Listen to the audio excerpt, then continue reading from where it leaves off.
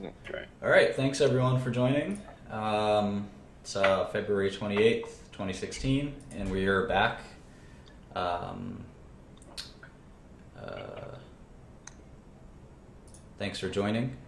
I don't know why that dude just left, but that's irrelevant. So again, thanks for coming in. This is kind of the first recorded finance lesson that will be kind of recorded and put on the internet and saved for all of eternity. I'm here with Charlie, my co-host, and I guess we had two sort of investing students, but technical difficulties are prohibiting that. So, It's no problem. Moving on. we can handle this ourselves. Okay. But if you want to be a student, you can explain to some of the moderators like Josh or whomever, and they'll throw you on.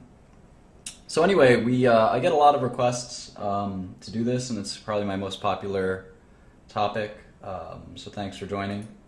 A lot of people want to learn about finance and learn about investing. There's going to be this format will be a little bit different. We're going to have both the Blab open, which is a four-way video chat, and then we're going to have the YouTube open, which is kind of a little bit different. It's more of me displaying information, so I can draw stuff and kind of show you things with my Sketchpad here, or my PowerPoint, or Microsoft Excel, or Bloomberg, and I'll do that. So the way I like to start this off is by talking about goals. I think a lot of people go into finance and investing, and they don't understand kind of what they're after, and I think they have some strange misconceptions about what finance and investing is, and I definitely want to help clear up some of those misconceptions. I think one of the biggest things that you have to understand about finance and investing is that it's not for everyone. I think there's this perception that because you can open a stock trading account that you can do it too.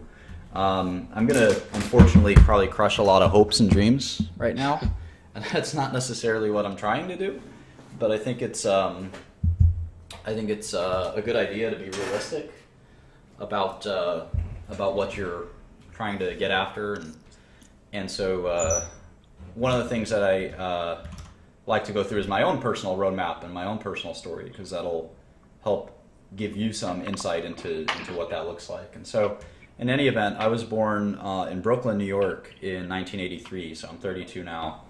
And like most people, at some point in my life, I learned that there was something called the stock market. And I'd say most people find it fascinating. I am recording this. Some people don't find it fascinating. They'll never interact with the stock market. But if you found it fascinating the second you were exposed to it like me, you wanted to learn everything about it. And I was probably about 12 or 13 years old when I learned that there was a stock market. And I begged my dad, who is an Albanian immigrant, to open a stock account for me. And he did.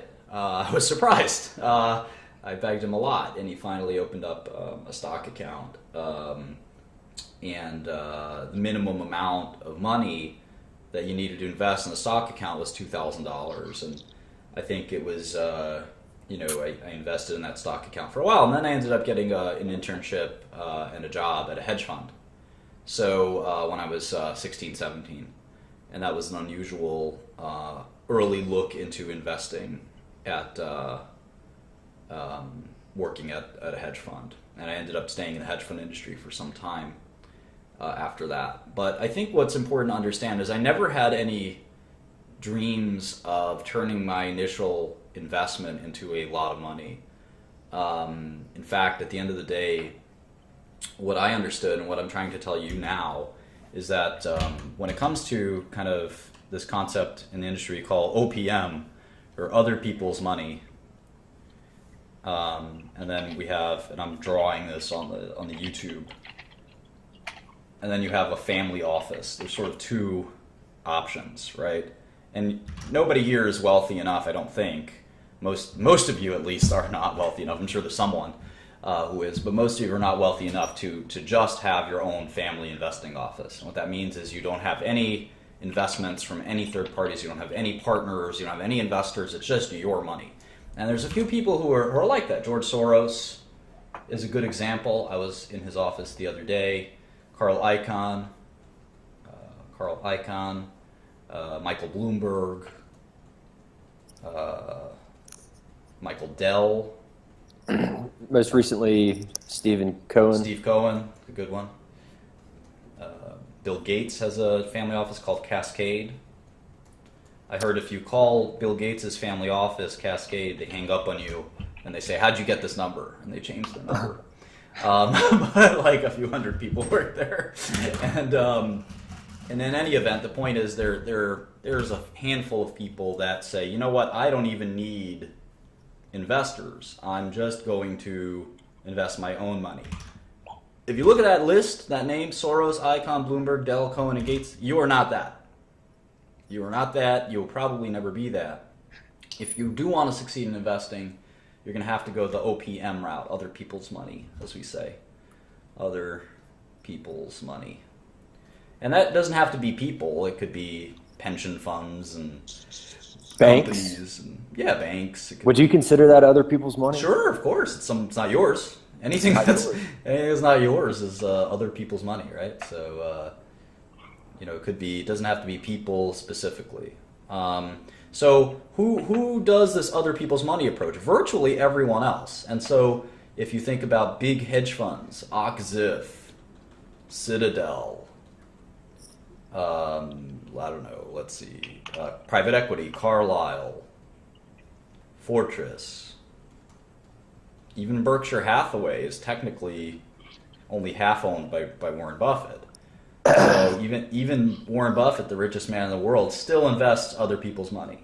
3G Capital, I always talk about them, but Sure. they use Buffett's money. I mean, they use a lot of other people's money, but Yeah. that's just one example that they use him as a financing partner. Yeah, and so the point I'm trying to make is that this concept that you will, Pershing Square, Greenlight, Third Point, all those hedge funds. So the point I'm trying to make is that if you have any ideas of you taking your money and making it a huge fortune, I think it's probably really unlikely and a little crazy. There's certainly people who have done it, who have gone from zero to hero. I'll give you a few examples. There's a guy named Joe Lewis. If you're dead set on it, it's doable. I just don't recommend it. You look these people up. Joe Lewis was a currency trader. And even, I think he's probably the best example. I was going to say some people got their start, like Bruce Kovner is a really good example, who kind of got his start doing that and ended up sort of getting more family office-y. But he was a family office. He went the other direction, as a matter of fact. So you can do it. It's very difficult and unlikely. The more sort of the better option is to be to try to use your skills, have enough skills to get other people to pay you. And so from my perspective, I tried to be as realistic as possible. I was 17 and I said, all right, I'm poor. If I save every penny I have, I'll still be poor. And what I need to do is find a way to stop being poor. And the best way to do that is to gain some skill that someone's going to pay me for. And that skill is not turning a little bit of money into a lot of money. That's very difficult to do, as I'll explain here in a second. The very best investors of all time, the very, very best investors of all time make about 20% annual returns. And that's on the high end.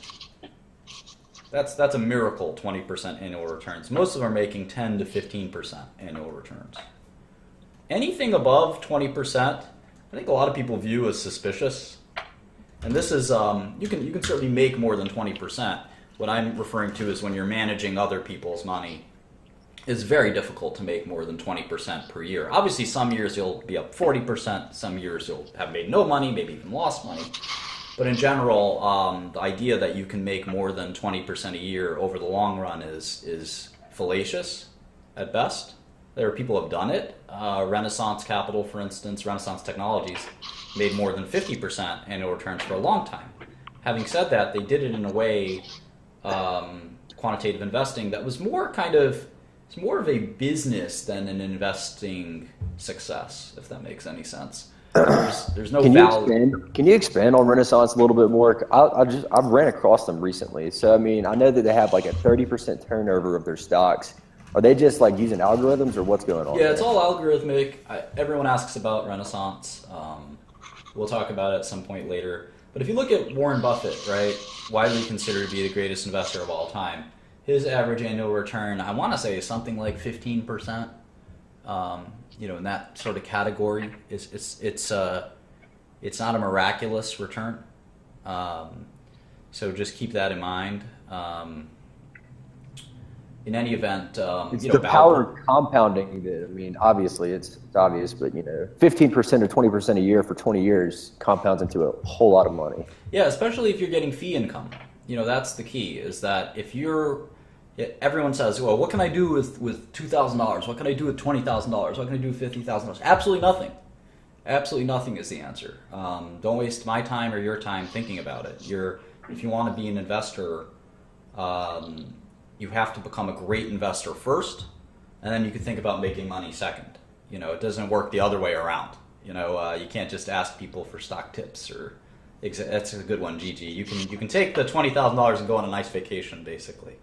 But you gotta worry about getting your skills, and then hopefully someone pays you for your skill. So that's sort of the point there. So yeah, for a long time you'll be sort of getting fees instead of making your own money, which is or making money on your own money, which I think is actually great, because the thing about fee income is you could be wrong on your advice and you still get paid, which obviously isn't a great thing. But if let's say you're an analyst at a hedge fund and you're making, I don't know, $1 million a year because you're a good analyst, and for 5 years you make $1 million a year, and then your 6th year you make the stupidest recommendation. You say, I want you to go long. I'll pick something that went down a lot. I want you to go long oil stocks, and you lose the firm $100 million, and they fire you. But you still have $5 million in the bank that you made last 5 years. So you basically got 6 years of work where you lost your company money, and you still got paid $5 million. Obviously, that's not a good place to be. No one wants to have done that. But the point is, if as a professional investor, who would hire you then? A lot of people would hire you then. If you're a professional investor, you make a mistake every day, let alone sometimes making one gigantic mistake. And there's no doubt, if you look at Soros himself, I mean, there were huge numbers of mistakes that Soros and Julian Robertson and Tiger and others made over the years. So my point is that the one good thing about being an advisor instead of managing money is that you seldom will have your money at risk, whereas the client will. So it's not like it's such a bad thing to be an advisor. So in any event, we can sort of continue in a second.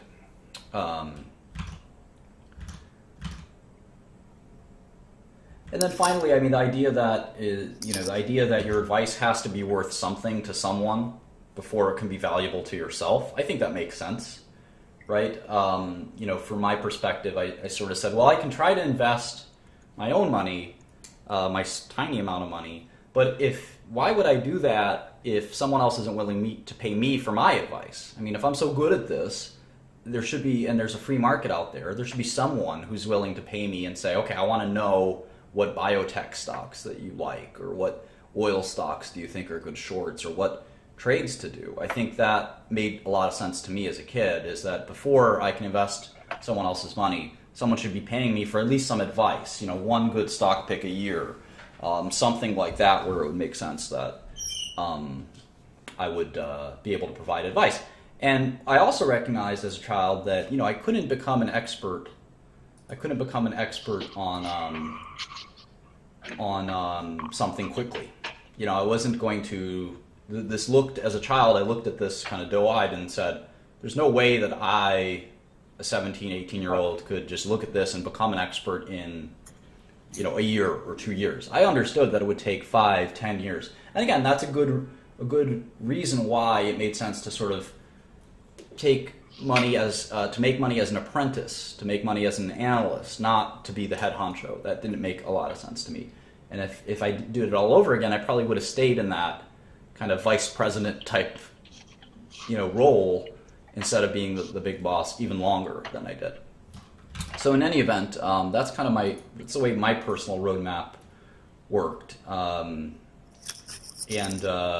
Like I said, I mean, I really like to point out that a modest rate of return is what you should be modeling out. There are large return strategies that exist very briefly, and they're mostly discovered by luck and not a systematic approach. So I know a lot of people, in fact, here's some moron commenting right now, so-and-so turned $2,000 into $7 million. Look, these things do happen, but they're, like I said, they're not systematic. They're luck. Yes, there's one person out of 20,000 people that try, they get a few trades, in a row right, and they'll make some money, and then they'll lose it again. And if they don't lose it again, it doesn't mean anything to you. You don't want to make money because you're lucky. You want to make money because you're good, and you have an approach that will work, whether it's a bull market or bear market, or you got lucky or you didn't get lucky, or whatever the results may be.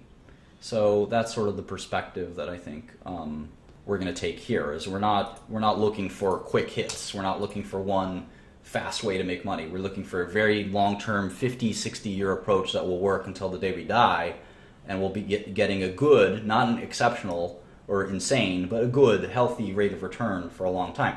I'd be happy to make 7% annual returns for the rest of my life. That would be an enormous return, in fact.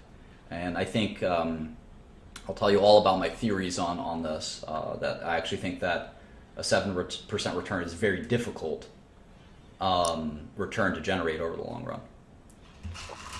Okay, so let's go to my next slide. So that's my sort of personal roadmap. The next part is just sort of, trying to achieve that and planning for it. And I think that this is the hardest thing in finance. A lot of people are bad at planning their career, and I would include myself in that as well. I spend a lot of time spinning my wheels, as they say, kind of running to stand in place, or whatever you want to say. Wasting time, and I think that's normal. There's a lot of people that do that before they really hit their stride, so to speak. And I think that that poor planning is difficult. And one of the biggest things is this soul-searching concept. It's very hard to know at a young age if you want to look at stocks for the rest of your life. You can't. It's sort of like when you ask a child what they want to be when they grow up, and they say astronaut, and then 5 years later you ask them about their astronaut dreams, and they don't know what you're talking about. It's not that different when you're 21 and you're out of college and your first job is an investment banker or a hedge fund analyst, and do you really want to do that for the next 20 years? And the answer is probably not. So for me, I thought I really liked stocks, and then I changed my mind. I really liked starting drug companies. I might change my mind again. And I think just being cognizant of that is sort of a difficult and tough thing to do, and it takes a lot of sort of stamina to do that. And most importantly, I think you have to have a Socratic attitude towards what your own strengths and weaknesses are. For instance, one of the things I didn't realize early on is that I happen to be extremely creative as an investor, and that's not something that I appreciated or understood early on. And it turns out creativity is extremely important in investing. But discipline is important too, and you had to be Socratic about whether or not you're good at everything, and nobody's good at everything. Everyone has some weaknesses, and for me, discipline was certainly one of my weaknesses. Another strength I had was work ethic. I could put in 100 hours of work, no problem, and I'd enjoy it. A lot of people couldn't do that. But I had other weaknesses as well. I was certainly early in my career, I was very immature, and kind of my interpersonal skills weren't very good. Nowadays, I get along with everyone. But back then, I could be kind of a prick and a bit arrogant as well. And those are things that I kind of learned over time weren't beneficial to me, and probably were still, probably were not only not beneficial to me, but as an investor, but not beneficial to me as a person. So I've gotten a lot better in the workplace, being a friendly person that can collaborate and cooperate with people. So in any event, you have to take this self-assessment, and then the question is, can your career fit into that self-assessment? And it's hard. I think I'm a perceptive person, and I still didn't realize that looking at the stock market for the rest of my life probably was not going to be something I wanted to do. And I still look at the stock market, but the stock market went from in my mind, from being super zoomed in on it and really focused on it, I kind of zoomed out and said, there are actually other investment type opportunities out there that I'm interested in. So I'd encourage anyone to kind of think about that sooner than later, and understand your own weaknesses. The second biggest mistake, I guess, that I think people make, and I see this, it's much more subtle, but I see this in people who are 30, 40, 50, 60 years old, and it's a refusal to admit that the way you've made money for any period of time up until then was an accident. And that is something that I know people who made money for 5 years in the market. They did really well. They made maybe $20 million. And they are still running the same strategy for the next 30 years. And it doesn't make them a dime.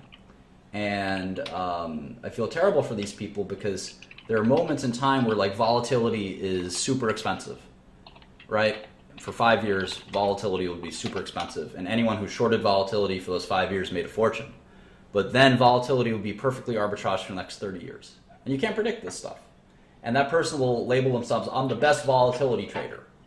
Well, it turns out that you're not the best volatility trader. You just kind of were there and you made a little bit of money, and that's that. And you have to sort of recognize luck versus skill. And I think it's the most paralyzing phenomenon is when you decide that that little bit of success you had, you ascribe it to this cosmic amazing skill that you have, instead of the more likely reality, which is that you probably just got lucky, you kind of fell into a trade, someone told you about a trade. It's not you, you're not great at something. You have to sort of take a sober self-assessment and say, how do I improve what I do? And that's really hard for people because let's say you're 35 years old and you just made $20 million and you have 3 kids.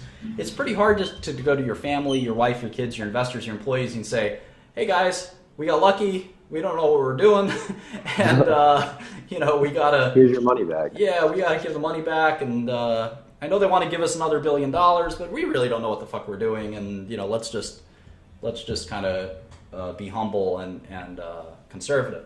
And I don't think that works for a lot of people.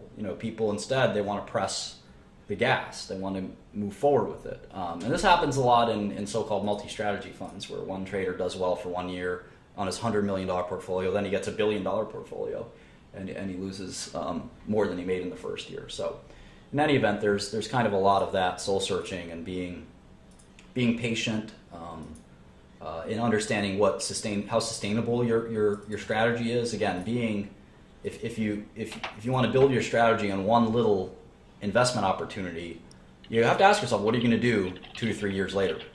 That's not something that's going to sort of be there. Mentors and guides, very important. I don't think you should ever have a mentor that hasn't done unbelievably well. And this is a controversial opinion of mine. I like to say, even, you might want to sit down before you hear this, I like to say you shouldn't listen to anyone who hasn't made, $50 million, $100 million, $200 million. You should not follow people who have not succeeded. This is the investing in finance. It's literally the money industry, right? And there's a lot of rich people to follow. And if you're taking advice from someone who sounds like they've done really well, is really flashy, but you can't really tell how much money they've made, don't listen to them. You're better off not listening to people and avoiding bad habits than picking up, and waiting for the right mentor than picking up those bad habits and getting into a lot of trouble. Because I think that, Charlie, you could definitely expand on this, but there are a lot of bad habits in investing that people, if you get those bad habits, you may not be able to shake them for a long time. I don't know. I think of my brother he likes to trade in stocks, and he's been trying to catch the falling knife in oil for 8 months. And oof. That's a bad habit for sure. Yeah, the best way to find a mentor, a good bad habit is not being attracted to a stock because it's fallen in value. That's a terrible habit. Yeah. And I've had to learn how to shake that habit for 10 years. Don't buy the first downtick just because you think it's on sale now. It's a silly and insane kind of habit. Another habit is you buy growth stocks because their revenues are increasing or something like that. There's a lot of ways to kind of, there you go, losers average into losers. Thank you, CT, one of our better participants in this chat. So yeah, learning those bad habits will really kind of destroy you as an investor. So getting bad advice is, and by the way, there are people who have made $1 billion investing who still give bad advice all the time. It happens. I mean, we all have our bad habits, but you're better off listening to the people that have made 100 million, 500 million, $1 billion instead of listening to the guy that made $1 million by accident. And now he's probably going to go broke soon. That's the kind of person to avoid.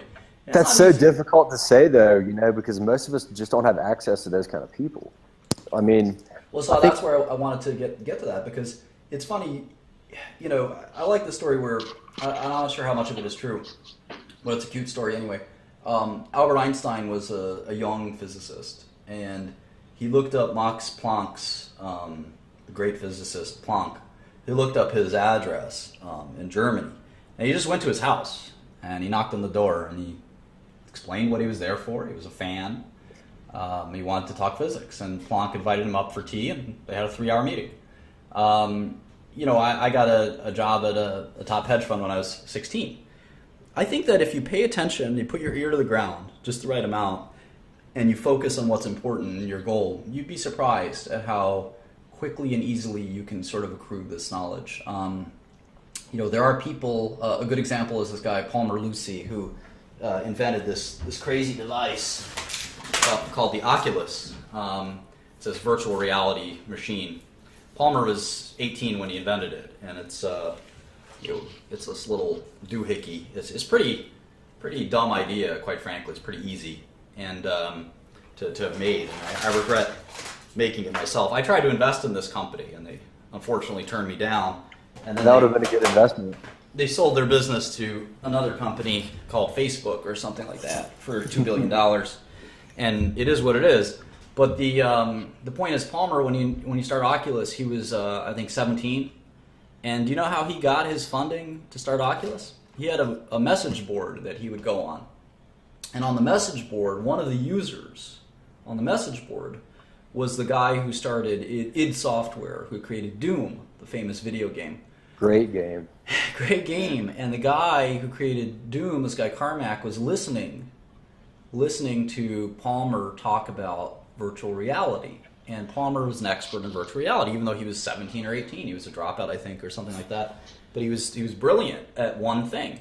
And Carmack started messaging him, saying, look, you may not know this, but I'm actually kind of someone who might be able to help you. And Palmer said, let's discuss that. And they started Oculus. They created a $2 billion business. So the point is, I think if you focus and you don't, again, to me, it's also about psychology in my PowerPoint here. If you don't think you could ever meet a mentor or a guide like that, then you probably already have lost the game.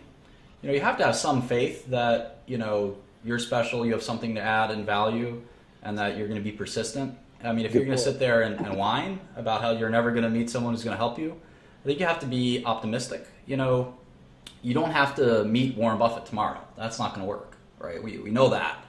But can you meet someone who knows him? Sure.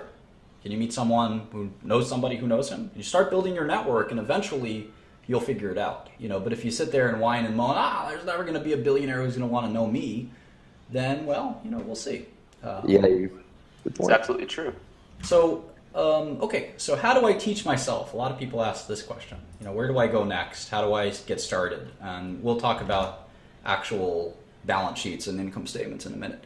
But this is sort of a preface. Hey, Martin, I'm really sorry to do this. I'm about to go catch a job with a friend of mine, but it's good to see you. It's great to see you guys. I'm glad you've got such a good following today. I wish I could add more, but yeah, you guys enjoy it. Hopefully somebody that can add to the conversation will take this. Thanks, Charlie. Yeah. All right. Martin, do you mind if in half an hour I might run home so I can do this from my computer? It might be a little bit better than my phone. You're more than welcome to. If there's any investing experts who want to take his place, you're more than welcome. Just try to pitch why you should be the person to take the place, and then we'll let you in.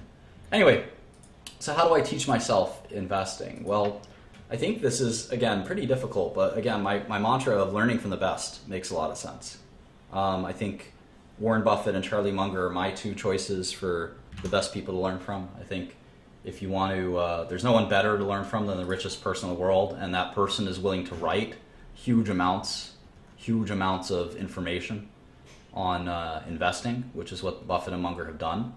And they do interviews, there's YouTube videos, and if you read all of those things, that's what I would recommend. There's a number of Warren Buffett books that are out there that I think you should take advantage of. There's the letters, the annual letters. In fact, one recently just came out. And then you can also read his old hedge fund letters, which I think are even more instructive. So if you haven't read those, you're not, I think, ready to be an investor. And then certainly, yeah, Carl Icahn, all these other folks. I would just try to read everything I can about all of these famous investors. And don't limit yourself to one asset class. You can learn a lot about stock investing from real estate, private equity, venture capital investors. It definitely is important to do that. Hi, Tyler. Hi, Martin. How are you, buddy? Good. Have you heard of the investor Robert Frost?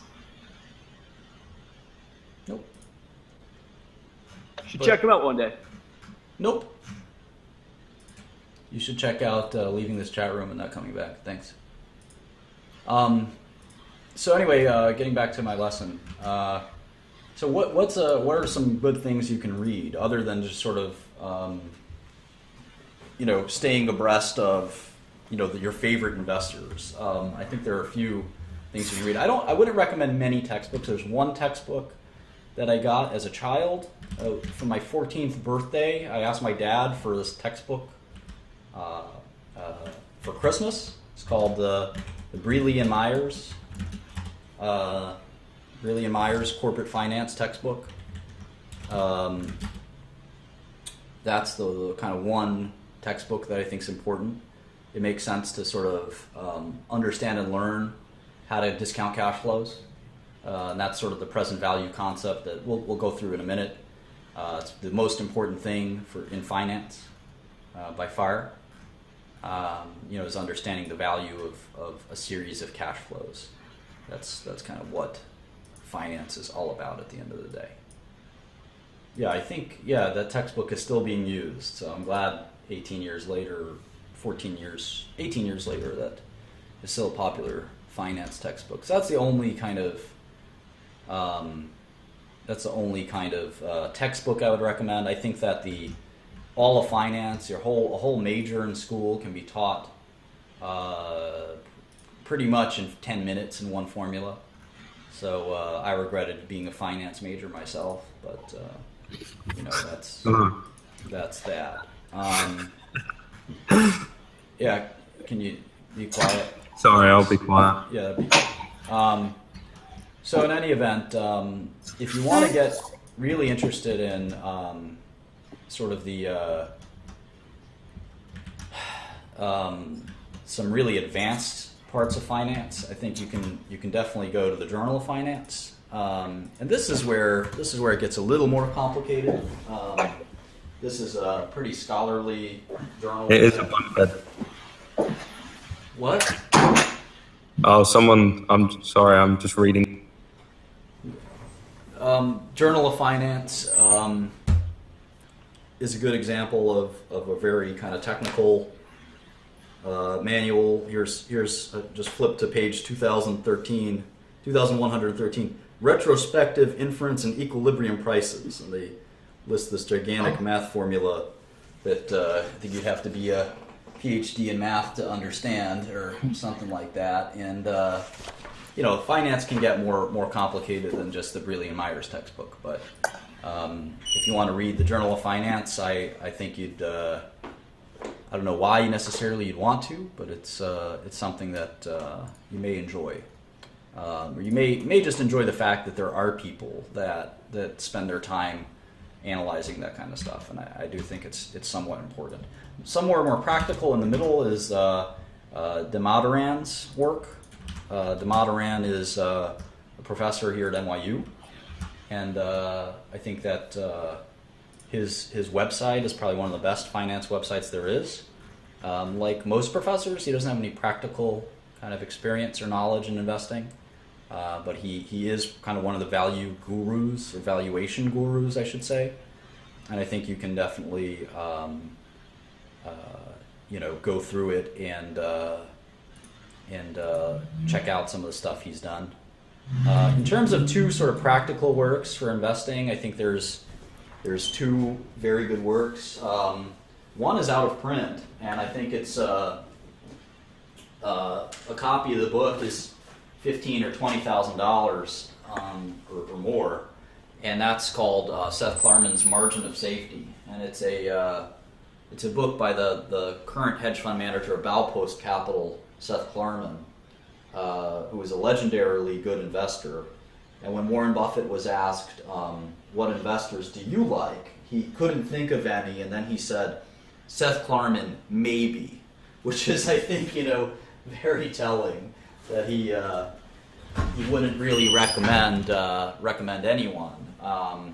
But he said, Klarman, yeah, maybe Klarman, that's it. Other than me, just Klarman.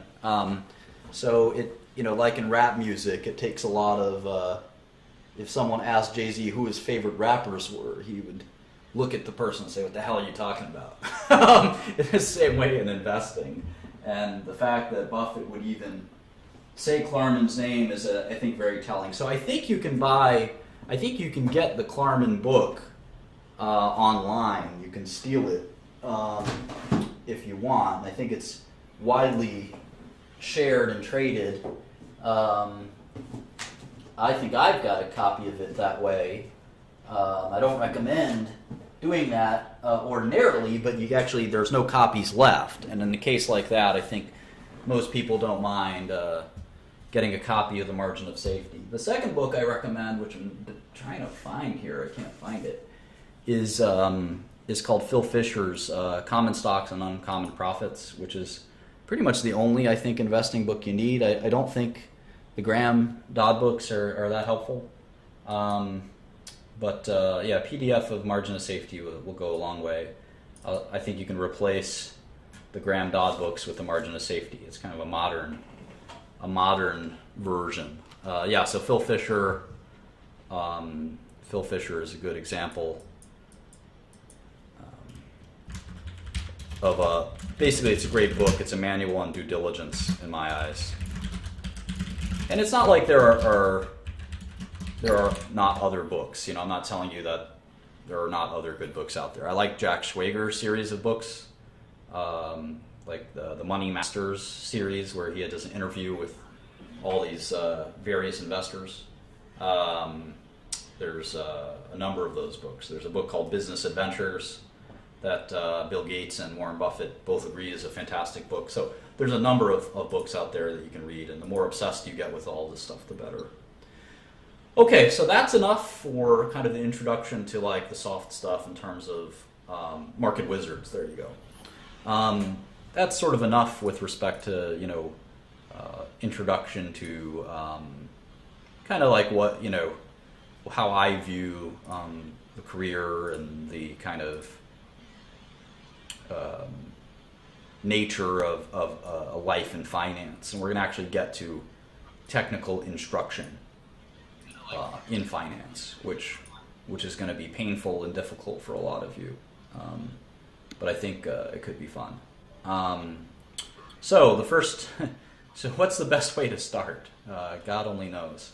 I gave you a little bit of my life story, gave you a little bit of kind of an approach to learning more about finance. Now I'm going to actually teach you some stuff, which is going to be, like I said, somewhat painful and difficult.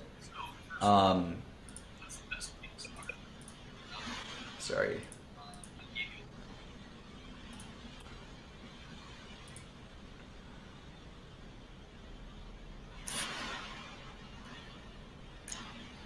Okay, so where do we start? We start with the concept of asset classes. So what's an asset class? We like to, in life, we like to group things, right? And put them in boxes so that we can understand them a little better than anything else. And we do that with assets as well. Asset is a simple, what's an asset? Well, an asset is, I would say, something of value. Right, so it can be anything. It could be a stock, it could be a bond, it could be cash, it could be currency, it could be real estate, it could be intellectual property. anything of any valuable value that you can sort of transact, you can buy it or sell it. That's an asset in my eyes. So in any event, what assets do we focus on? I think most people start with stocks, and I think it's a good place to start because it teaches you a lot about how most businesses work. And stocks are apply both to private and public equities. So I think there's a good way to kind of start. But it's, unlike most people, I don't think you should stop with stocks. And I think that's another mistake a lot of people make, is they focus only on stocks and they never invest in bonds. They never invest in private equity. They just do public stocks, and they just do large cap public stock or something like that. You will never succeed, I think, if that's all you do. I think you'd have a very, very, very hard time having success as an investor just focused on one asset class. I think it's a recipe for disaster. And you have to sort of expand your horizons into other asset classes, especially when I hear someone just as U.S. one sector, U.S. technology, large cap stocks. I just sort of sit there and laugh and say, all right, that's not going to work. You need at least experience in bonds and other asset classes, I think.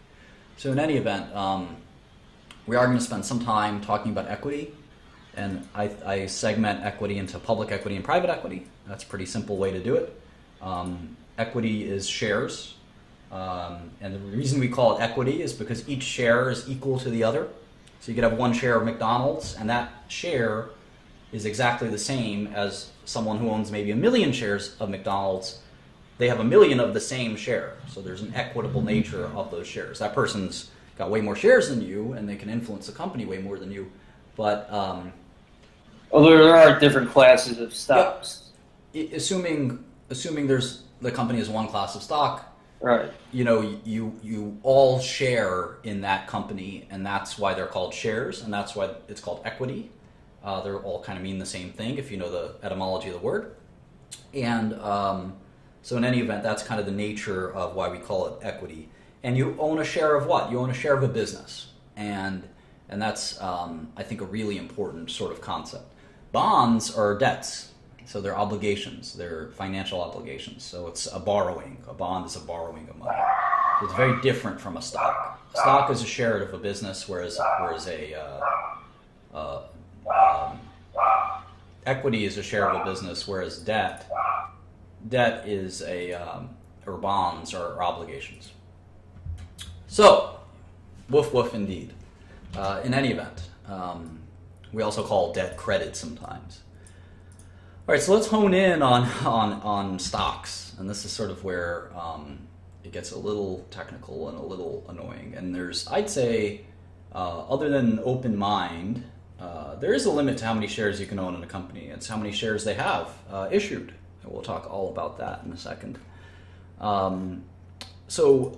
There's a couple of great things about finance and a couple of terrible things about finance. One terrible thing is that this takes a long time to understand, and it's pretty technical and difficult.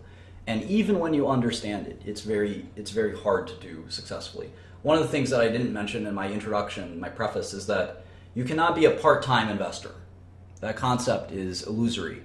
There are huge numbers, buildings full of people that try to be good investors, and they suck at it. You cannot do this from your couch in your spare time and beat or do well.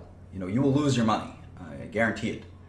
Maybe 1 out of 1,000, 1 out of 10,000 will buck the trend, but 99.9% of you will fail miserably. And I think that you should not. The only reason you should be watching this is because you have an interest in professional investing. You will not succeed trying to do this on your own. Like I said, I've employed a floor of people trying to make successful investments. And it doesn't matter if you're trades or investments. It doesn't make a difference. You will not succeed, in my eyes, if you don't make it full-time effort. You can certainly do it with one person. I don't think it's the number of people that matter. I just think it's the amount of focus and attention that you bring to the table that's relevant. And it doesn't matter if you're a long-term holder or a short-term holder. And if you can't hack it, don't invest. There's plenty of ways to make money. I think if you're Steven Spielberg, you make money making movies. And if you're not Steven Spielberg and you want to be Steven Spielberg, focus on that. Try to become Steven Spielberg. Don't focus on investing. It's not for you. It's fine. If you're a chemist, you're a junior chemist at a chemistry company, you can become a senior chemist and make $1 million a year. Focus on that. Don't focus your spare time on investing unless it's just fun for you. So I think it's really important to kind of be realistic about all of this. So in any event, let's get back to let's get back to equity. So what is a stock? How do I figure this out? Okay, so I was talking about how there's some not cool things like I just described, but there are some cool things. One of the cool things about investing is that all you really need is a copy of Microsoft Excel. And if you can't afford a copy of Microsoft Excel, you have other problems on your hands. But the other thing you do is Google Spreadsheets is a sort of an equivalent, more or less equivalent software. But we use Microsoft Excel as our de facto standard. It's basically the only software you can use. I don't know of anyone using anything other than Microsoft Excel. So I've got a copy of Microsoft Excel open here, and you can see it's a spreadsheet software where you can kind of enter data into cells, and you can do functions of computing things in cells. And I'm not going to give you an introduction to Microsoft Excel. I assume you have some knowledge of it, and I'm going to sort of be using it throughout this course. So I would encourage you to get a copy of it if you don't have one. I think most of you do. OpenOffice is, or whatever the Google Spreadsheets equivalent is also just fine. So I've got to block this guy. Anyone spamming is going to be blocked by the moderators. So if you write the same message 10 times in a row, we're just gonna block you, and you're going to have to make a new thing. And yeah, so you can actually also use a notepad, and I think that's perfectly fine. If you don't want to use Microsoft Excel, I think you don't have to. You can just use a notepad. There's no reason to need software at all. So we'll talk about that in a second. Please don't write stuff like RIP or RECT or whatever. Okay, so you need Microsoft Excel. And then the only other thing you need is an internet connection, in my eyes. You don't need Bloomberg. I have the Bloomberg software open. It's $2,000 a month or so, and that's a lot of money. But you don't need that. Bloomberg just makes it a little easier, quite frankly. It's easier. It's in fact easier. I don't use Bloomberg as much because I go to the SEC's website, sec.gov, and I click this search options, and this is sort of my main web page. For many years, this was my home page when I was really interested in investing. This was my home page, believe it or not. That's all, and you can calculate this stuff with pen and paper. It's not that important, but Excel makes it a little easier. So anyway, the SEC filings search page was my favorite. Still is one of my favorite websites, and you can just search for public company filings using this. And you can type the company name, or you can type the ticker symbol. If you don't know the ticker symbol, you can look that up. But let's look up Walmart. WMT is Walmart. So if we do that, we can see all of their SEC filings. And here I'll sort of link this. I use an abacus, Smokey says. Here's the SEC. Is the Securities and Exchange Commission of the United States of America. Here's the link to Walmart and their filings, and you can see that all public companies in the U.S. are required. They're required to make periodic statements of their income and so forth. So we'll talk about that in a second. Yeah, don't give me advice on what to use or not use. That pisses me off quite a bit. You should check out this website, bro. It's better. Okay, so what are the ways we look at stocks? So the way I look at stocks is there's six things that I look at for every company. It's the first 6 things that I look at, no matter what. I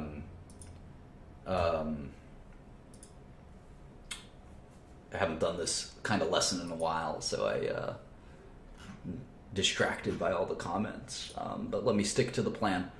There's 6 things that I look at for any stock whatsoever, public or private equity. And the first is the stock price, because it's going to be a determinant of the others 5. And the stock price is relatively easy to look up. I would go to Yahoo Finance, finance.yahoo.com. It's I think one of Yahoo's most valuable properties, if I recall correctly. And I just go there and all right, Bobo, you're typing too much. We're gonna block you. A little too much. A little annoying. Too many comments. So anyway, I'm having a lot of fun here. So anyway, you go to Yahoo Finance and let's pick a company. Why don't you guys type some company names out here? We'll pick one. Twitter, Comcast. Don't type tickers. I don't need tickers. This is for people who don't know what the stock tickers are. Apple, Salesforce.com, Yahoo,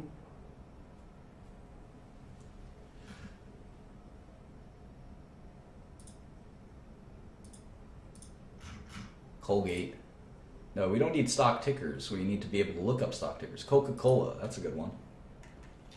Goldman Sachs, GoPro.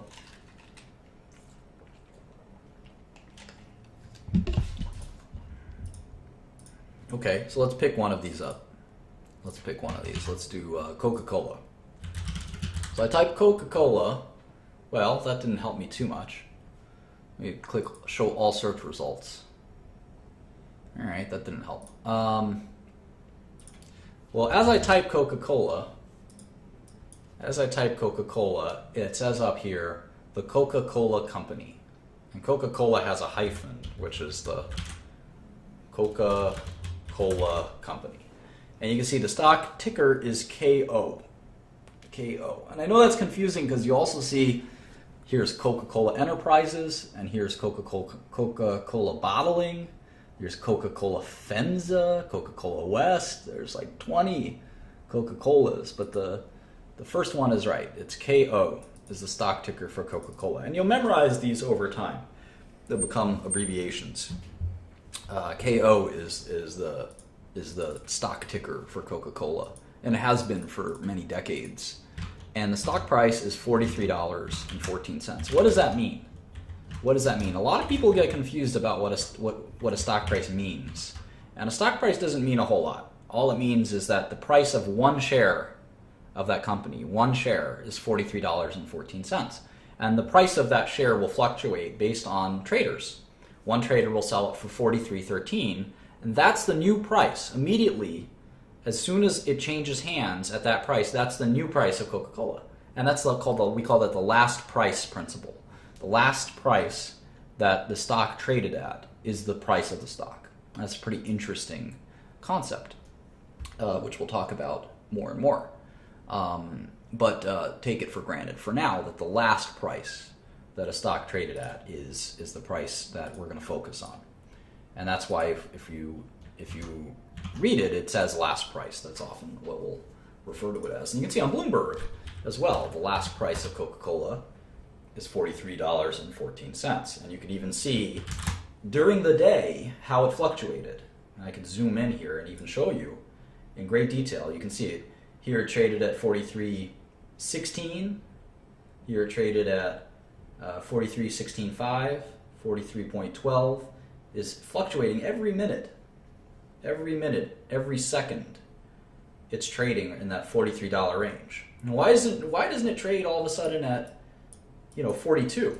Well, it's because there's someone willing to buy it and sell it at 43 at all times. The only difference is they're not sure if they're willing to buy it, sell at 43.10 or 43.20, and this changes as time stretches out. The prices will change more dramatically. You can see here that it fluctuated between 43 and 44, all the way down to 43 again. So in any event, that's sort of We'll talk more about that dynamic in a minute. So the price of one share is $43. But how many shares are there? And the way I think of it, I think of it like a pizza pie. Back on the YouTube here, if you want to check it out. Basically, think of it as this is the company. It's the whole. And as a great philosopher once said, the whole is equal to the sum of its parts. And a share is a part. You could also say the whole is equal to the sum of its shares. Same concept, right? So you're buying one share. Well, if there are 4 shares, that's nice. You own 1/4 of the company. And when you start a brand new company, sometimes you only have 4 shares. And you say, all right, well, I'm going to give 1 share to my friend Billy the Fridge. I'm going to have 1 share for myself. I'll color in black. This is for Billy the Fridge. This is for Crystal. And this is for John. And we each own 1/4 of the company. This is Martin's shares. Okay, well, what about Coca-Cola? There's one, let's say you bought 1 share for $43. This is your share.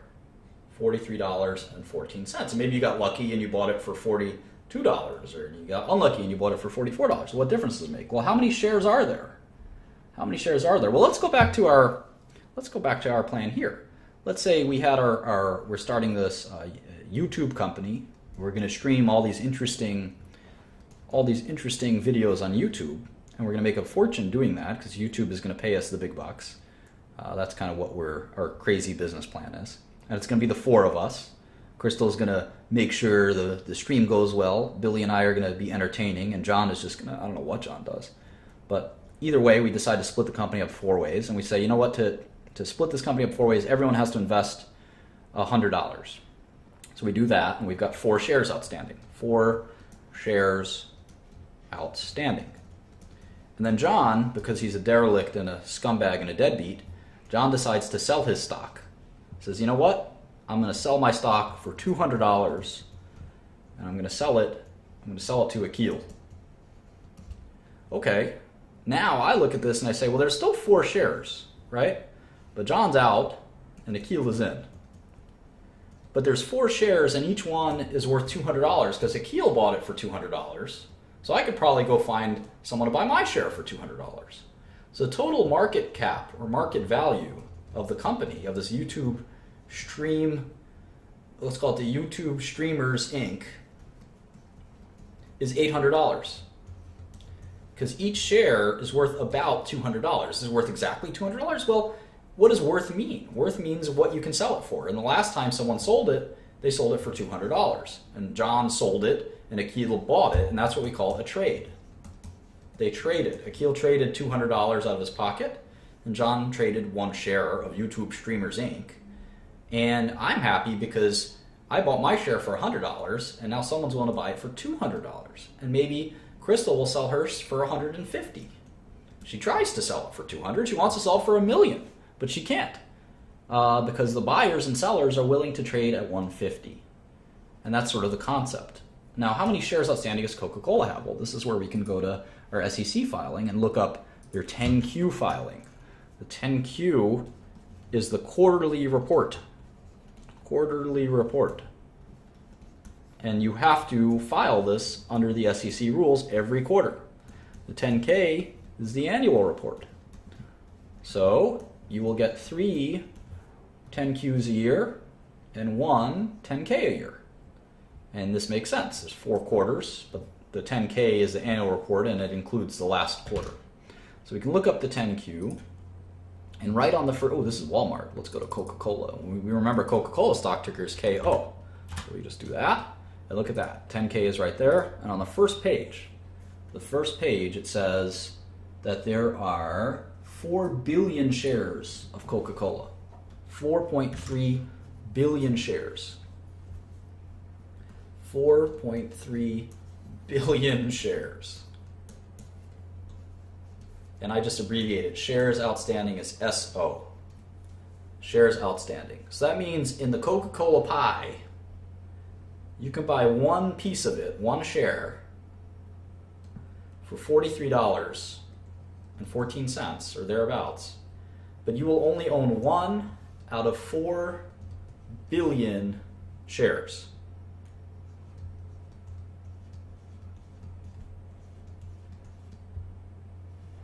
Wow.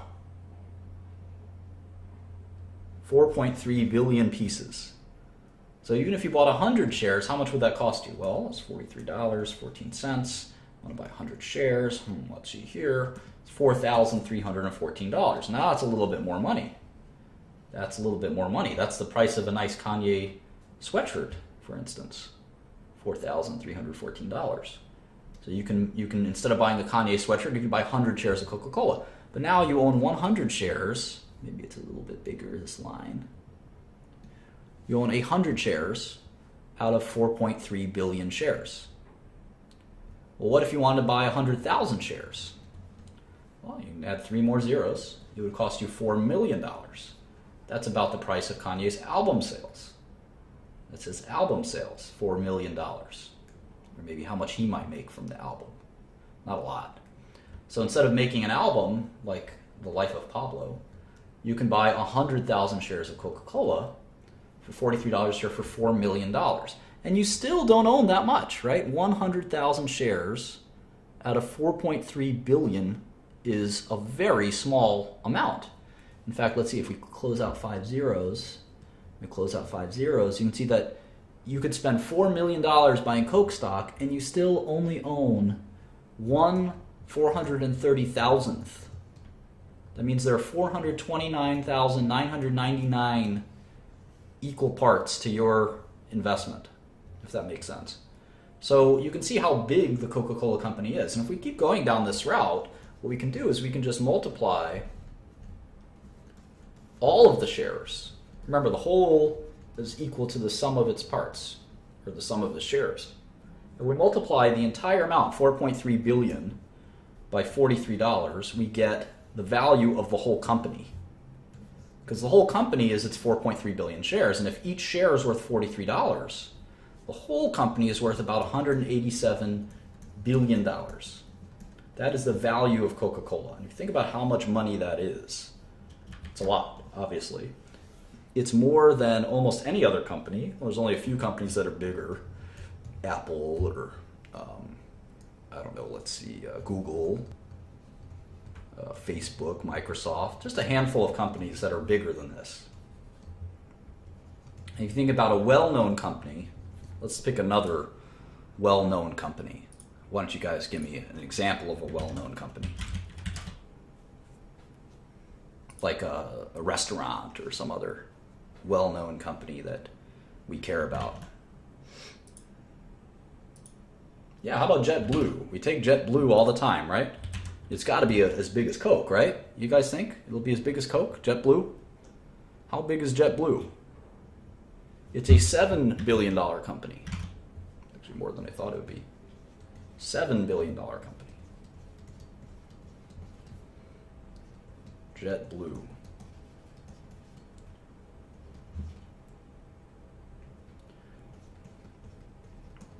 How about Southwest Airlines? How big is that? That's got to be as big as Coca-Cola, right? It's a $27 billion company. That's more than I thought. Wow. Hooters? McDonald's? McDonald's is a huge company. It's a misleadingly small companies. Apple is 700 billion. White Castle. Let's pick some other companies. Let's pick. Here's a drug company I'm familiar with. It's called Agerion. It's a $163 million company. They have an FDA-approved drug for a rare and deadly disease, and it's worth $163 million.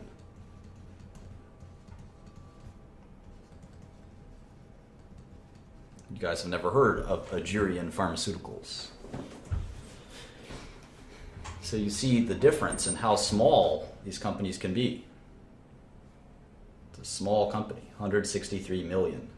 So if you bought 10% of it, it would cost you $16 million to buy 10% of Agerion. And if you bought 10% of it, you could probably influence the company. You could say, I don't want that CEO, I want to fire him, or I want you guys to raise the price of your drug, or whatever it might be. So So that's sort of a perspective on what we call market cap. Market cap is all of the shares, the price of all of the shares. And this is something that you got to memorize. Stock price times shares outstanding. And this is one of the first 6 things I look at. This is the 3 things. The market cap, the stock price, shares outstanding. The market cap is just the product of the 2. It's just the product of the 2.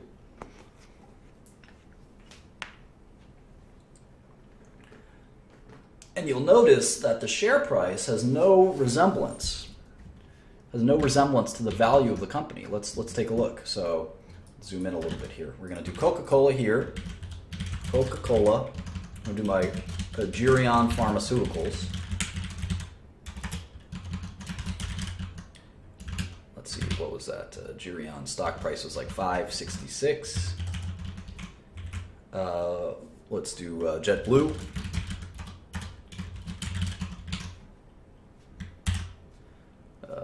JetBlue, $22.30. Southwest Airlines. I don't know why we're doing 2 airline companies, but whatever. $42.17. Let's do Chipotle. If you guys know Chipotle.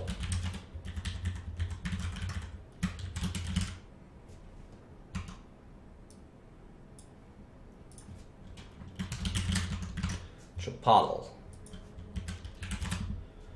506.01. All right. Okay, so you see,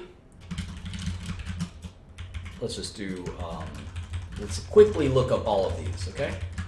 So Coca-Cola, we already looked up. It's 4.3 billion shares, and we'll do these in millions. So if you're putting numbers in millions, a billion would be 1,000, if that makes sense. All right, so this is $185 billion. That's the market cap. Now, how about Agirion? Let's look it up. Agirion stock ticker is AEGR. So I'm going to go to the SEC website. I'm going to click search, very quick. AEGR. I'm going to go to their last 10Q. I'm going to look at the first page. It says they have 28 million shares outstanding. And immediately you could say, oh my God, they have 28 million shares outstanding. Coke has 4.3 billion shares outstanding. It's pretty interesting. And you can see it's a small company compared to Coke. Coke's 1,000 times bigger than Agirion Pharmaceuticals. That makes sense. Agirion is a rinky-dink little drug company with, I think they have 2 drugs. Coca-Cola is a global monster. How about JetBlue? JetBlue stock ticker is JBLU, I think. There it is. First page, it tells us how many shares outstanding. 321 million. The market cap is the product of the 2, so JetBlue's worth about $7 billion. How about Southwest? Southwest is a crazy stock ticker. It's called LUV. LUV. Love. And it has 638 million shares outstanding. So you see it's not a pattern or anything, but you sort of see how this works. The number of shares outstanding you have is pretty important. Stock price is not the only determinant. And you can see here, Chipotle has only 30 million shares outstanding. But each share is trading at $500. So if you just look at the prices, it doesn't really tell you anything, right? I mean, Chipotle, or Chipotle, some people pronounce it that way, I don't. I refuse. Chipotle is a stock price of $500. That's 10 times the stock price of Coke. But Coke is 10 times bigger company. So stock price doesn't really mean anything. It's just sort of, it depends on how many shares there are. There are 4.3 billion shares of Coke. So even though they're worth 10 times less, each share trades. It's not worth, they trade for 10 times less. The company's value is the only important thing. And this is the value of all the shares. This is what's important, the market cap, market capitalization. And you can see the biggest company is Coca-Cola. The second biggest company is Southwest. The third biggest company is Chipotle. I'll say it right for once. And the Chipotle it's an inside joke. It's an inside joke. And JetBlue is the fourth biggest company, 185 billion, 27 billion, 15 billion, 7 billion, and a pesky, tiny 164 million. That's like nothing. That's a tiny company. So what are the world's biggest companies? I can actually look this up on Bloomberg very quickly. This is one of the reasons Bloomberg's decent, is I can just look this up. I could do, how do I do this? Market cap. Hang on. Oh, it did it for me. Hang on. There it is.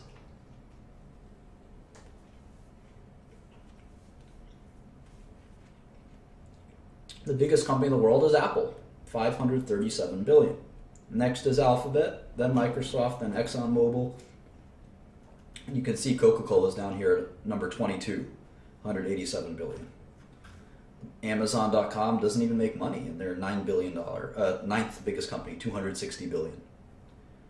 General Electric, Johnson & Johnson is the biggest drug company, 292 billion. Facebook, Berkshire Hathaway is Warren Buffett's company. ExxonMobil, the oil giant. Microsoft, we all know what they do. Alphabet is basically Google, right?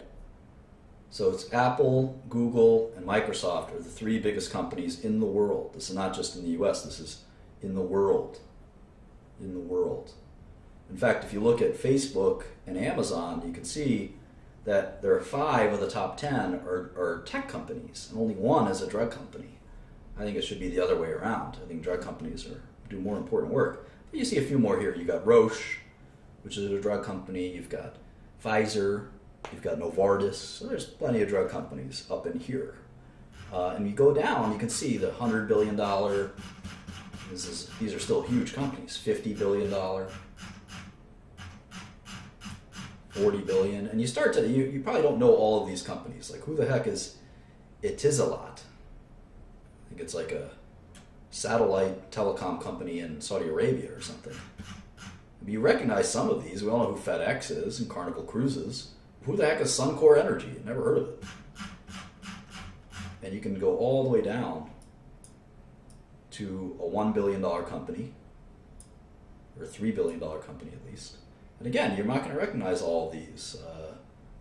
In fact, most of these. Cyberdyne, I don't know who that is. I know who Charles River is because I'm in pharmaceuticals. They make mice, of all things, and monkeys for lab research.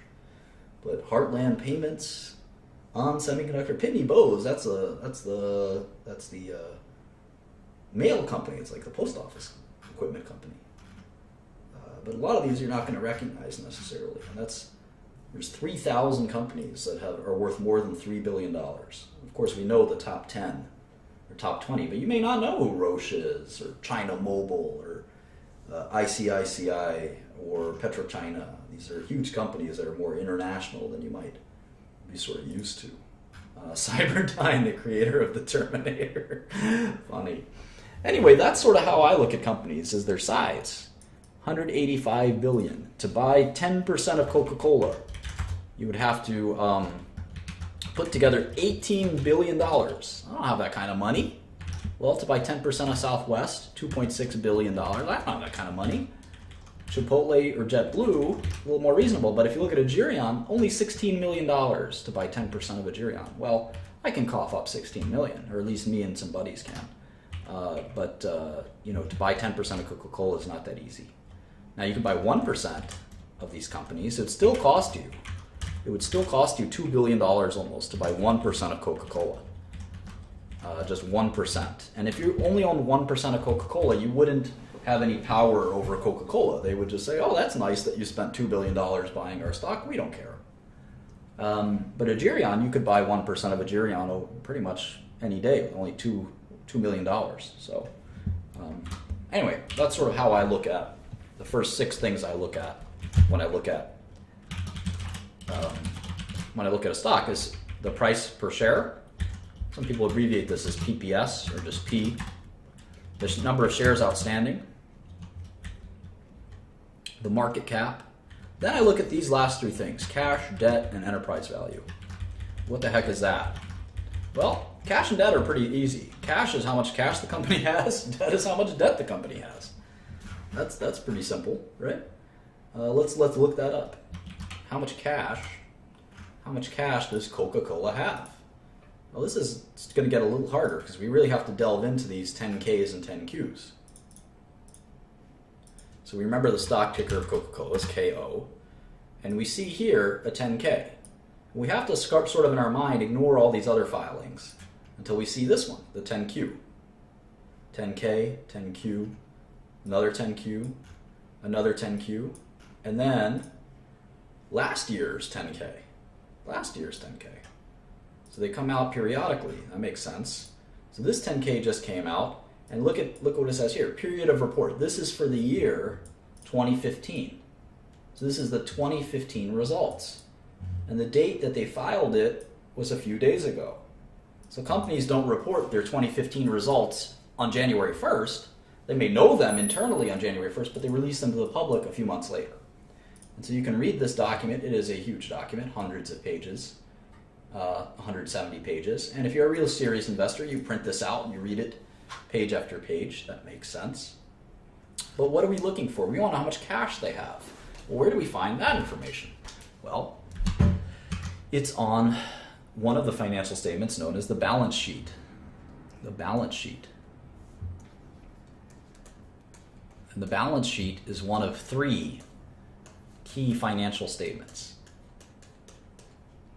And it's the one we're going to look at most closely right now, the balance sheet.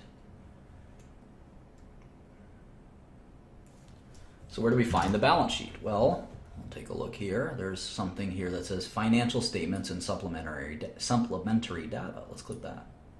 Oh, look at that. Here's a statement of income. That's one of the three. And here's the balance sheet. So the balance sheet will tell us how much cash they have. Well, here's cash and equivalents, $7 billion. Remember, this is in dollars and millions. $7 billion, okay? So Coke has 7,309 in cash. But what about this? Short-term investments. Well, that's kind of like cash. So I like to include that. Because even though it's not cash, it could probably be sold as cash. So I'm thinking about liquidity. Any kind of cash. Marketable securities. That sounds like cash too. 4269. Add that as well. And now there's 20 billion in cash. How about accounts receivable? Well, what's accounts receivable? Accounts receivable is cash that you're owed. Accounts receivable. Cash owed to you by your customers. And that's not really cash, right? Occasionally it's kind of like cash. In America, it takes about 60 days, 45 to 60 days to collect cash, depending on your business. If you're a retailer, you collect your cash up front. You don't go to the store and say, I'll pay you back for this Kanye sweater in 45 to 60 days. No, they want your money right then and there. So there are some businesses where this is different. But for most of corporate America, you're looking at 45 to 60 days. And so accounts receivable, I don't think of it as cash. When I think of cash, I think of any kind of cash in a bank account. I think of stocks and investments. I think of bonds. Anything that's kind of like I could sell tomorrow. And that the value won't be disputed. The value won't be disputed. It's easy to calculate the value. And they're liquid in some way. I can sell them. You could sell accounts receivable. I mean, it's close, but it's just kind of where I cut it off as cash. Inventories, well, this is soda, basically, right? Prepaid expenses, assets held for sale. We'll talk about all this stuff. They're all accounting gibberish. Here's some more investments. More investments. Equity method investments and other investments. So I'm going to include these too. 12,318. 3470. All right, we're up to $36 billion of cash. Is there any other cash? No, none of this is cash. All right, so we're done with the cash side. So they have 90 billion of assets, and about 36 billion of that I felt was cash and cash-like. How about debt? Well, now there's liabilities. In the balance sheet, you have assets and liabilities.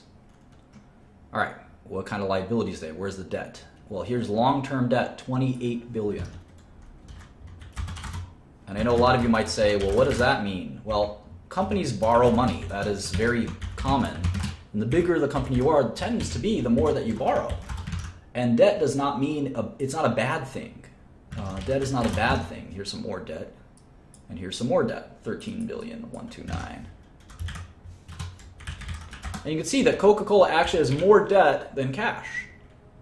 Isn't that crazy? You would think that in business, the more you succeed, the more cash you build up, but that's not true.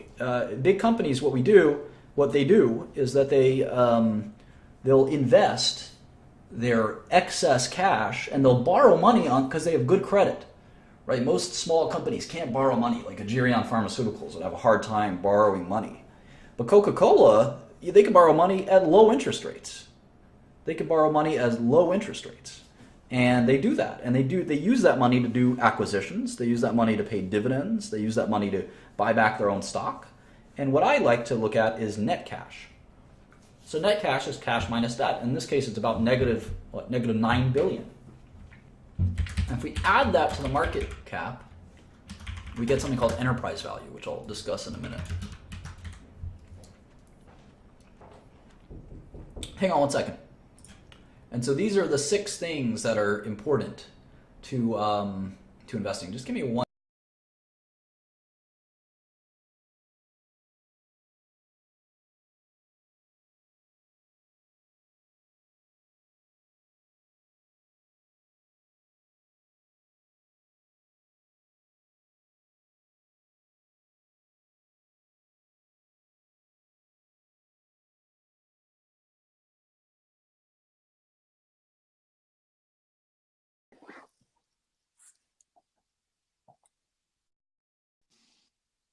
Hey, let's talk some investments, guys. Oh,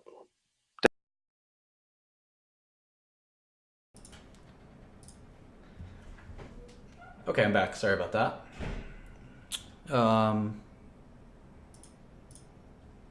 Okay, let's get back to work. So,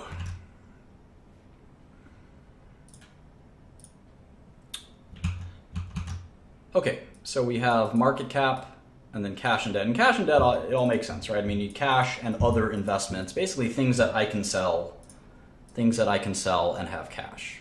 Debt is money I owe, right? This company has borrowed money and will have to pay this back. And the difference here is about, what, $9 billion? $8.5 billion.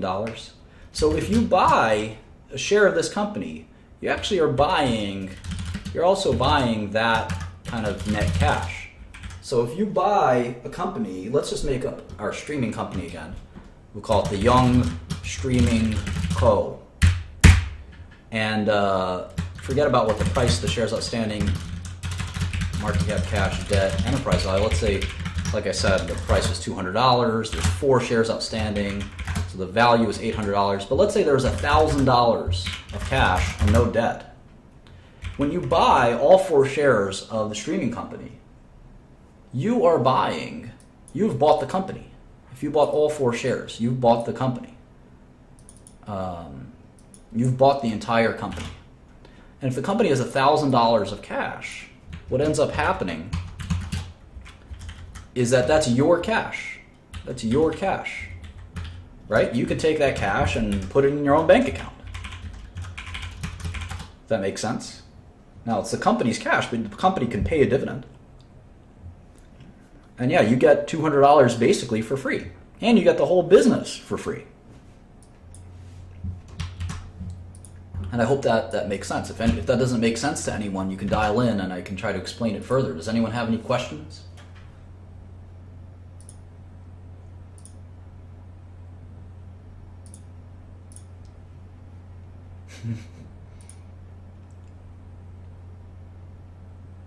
Dial in and ask the question.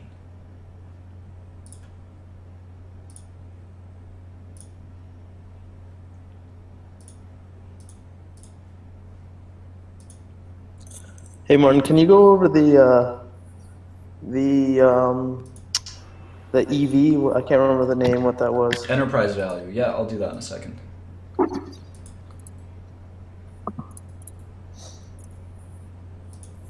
Okay, so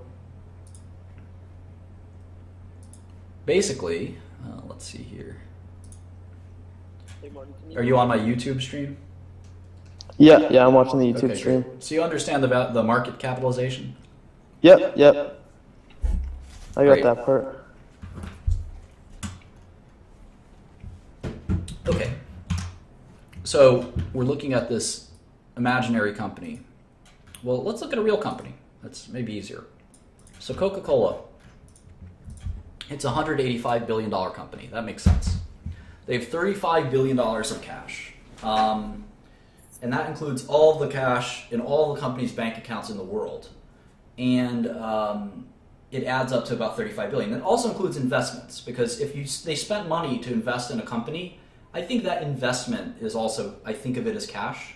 You don't have to do it that way. It's the way I recommend doing it, because in my eyes, I think of it as cash, because if I take over this whole company, Coca-Cola, I'm not just buying the bottlers, the manufacturers, the concentrate they make, and all of the things of the company. I'm also buying their bank accounts. I'm also taking over their debt. All of these things are now mine, and includes their investments they've made. So their cash is $35 billion, and I've added that up from the balance sheet. The debt is the same thing. The debt's a little more clear. You owe money, you owe money. It's very easy to add up that. The people you borrow it from, make sure it's very easy to know exactly how much you owe. And if you have $35 billion in cash and $45 billion in debt, you have about $10 billion that you owe. And that's about kind of the situation at Coca-Cola. Now, of course, they make more money every year. They'll make another $10 billion or $20 billion a year. So a year from now, they'll have $55 billion of cash and $44 billion on that. So they make so much money, they have to spend it. And they spend that cash on investments or buybacks or whatever they might decide to spend it on. So the enterprise value is interesting. The enterprise value is the market cap, which is, as we know, the value of the company. And then the enterprise value adjusts for the net cash. And why do we do that? Well, let me just write out the formula real quick. Market cap, I could start with market cap. Market cap minus cash plus debt equals enterprise value. And why would we care to do this calculation? Well, it's pretty simple. If you had a company that had $100 billion, let's say, of cash. Let's pretend that Coca-Cola had $100 billion of cash. And they had $44 billion of debt. Or let's say they had no debt. That's the easy way to look at it. The enterprise value is $85 billion. That's the value of the business after you've taken the cash into consideration. Does that make sense? Yeah. So, and you want to know what that is. Because let's say Coca-Cola is making $20 billion a year. Earnings in 1 year. Well, you could say, well, they're making $20 billion in earnings, and the company's worth $185 billion. But the company's not really worth $185 billion, because there's $100 billion in cash. The company's really worth $85 billion, because the cash is worth what it's worth. So you have to take that out of the equation, if that makes sense. And the earnings is about 4 years of earnings. So every time you buy the stock, it's about 4 years of earnings. So we'll talk about that in great detail. And it's okay if it doesn't make a lot of sense at first. It will. But that's sort of the concept of owning a business. Or even when you own a share of a business, the cash and the debt are very important to look at, because you have to sort of determine what the enterprise is worth versus what the shares are worth. In the case of Coca-Cola, it's about the same. The enterprise value is $195 billion. The market cap's $185 billion. But you want to know if you're buying a company that's all cash. Yeah, that's right. I'm taking the static elements out of the equation. It's one way to think of it. And again, using extreme examples is a good way to do it. If this young streaming company had no cash and $5,000 of debt, well, I might say this is not really an $800 company. It's really a $5,800 company, because the stock, I can buy all the stock for $800, but then I have this debt of $5,000. So again, that's right, the higher the debt, the higher the EV. And we'll talk all about that in a second, but it's just one thing to think about is this enterprise value. And That's why I said there's 6 things that I look at. The first 5 are pretty easy. The 6th one's a little complicated. It'll become more and more clear to you over time. I've certainly explained it the best I can. I will continue to explain it as we go on. I found that if you just kind of let it simmer in your head and think about it in your thinking spots, I know the shower is my favorite thinking spot. I never go there. But this is a good place to sort of learn and think through wherever that is. Sit there and think it through. All right. What else? Does anyone else want to join and ask a question while we're here? Enterprise value is everything. I mean, you have to think about the value of an enterprise, and you got to think about what you can buy that company for, and so forth. All right, yeah, that helped a lot. Hey, Martin. Hi. So I was, so say like, okay, we have a company that we want to invest in. We, financials look good. What are, I guess my question is in regards to like mechanics of investing, like different types of order types, market timing, things like that. We'll worry about that later. I think it's better. Of course, you can ask stupid questions, Larry. There's no such thing as a stupid question. Yeah, I don't think that that's worth talking about, Christian. I mean, it's more important to understand investing basics before we worry about how to actually make an investment. I think that's something that I think people should spend at least a year or 2 years studying investing before they even make their first investment. It's just not that important. Okay, for like a lot of your followers are relatively young, so they wouldn't have a whole lot of access to capital that you'd be able to have to invest substantially. I feel like that's a big problem that I see, is that a lot of people have problems. Yeah, having enough money. I spent the first hour talking about this. Yeah. How it doesn't really matter how much money you have. You should worry about trying to make money.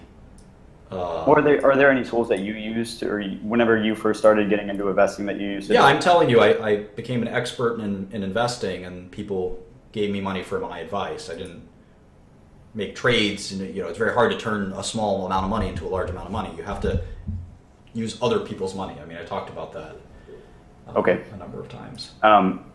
Sure. So in terms of like tools, though, for getting like young investors to start trading and investing and things like that, I mean, I don't think they should. Okay, but are there any like I don't know, like I guess virtual trading tools that you would recommend? No. That or no? I think you should listen to the rest of my lecture. I mean, sometimes it's like going to a gun range, right? And someone hands you a gun, and you want to start shooting the gun at the targets.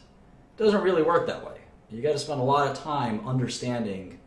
You've been handed this powerful tool, and it's complicated. I mean, it's not that complicated, but it's an example. Or like if you went to NASA and they said, "Hey, we want to show you our high-tech lasers." You say, let me use the laser. No, you got to spend a long time studying these lasers before we're going to let you play with the lasers. I mean, give me a break.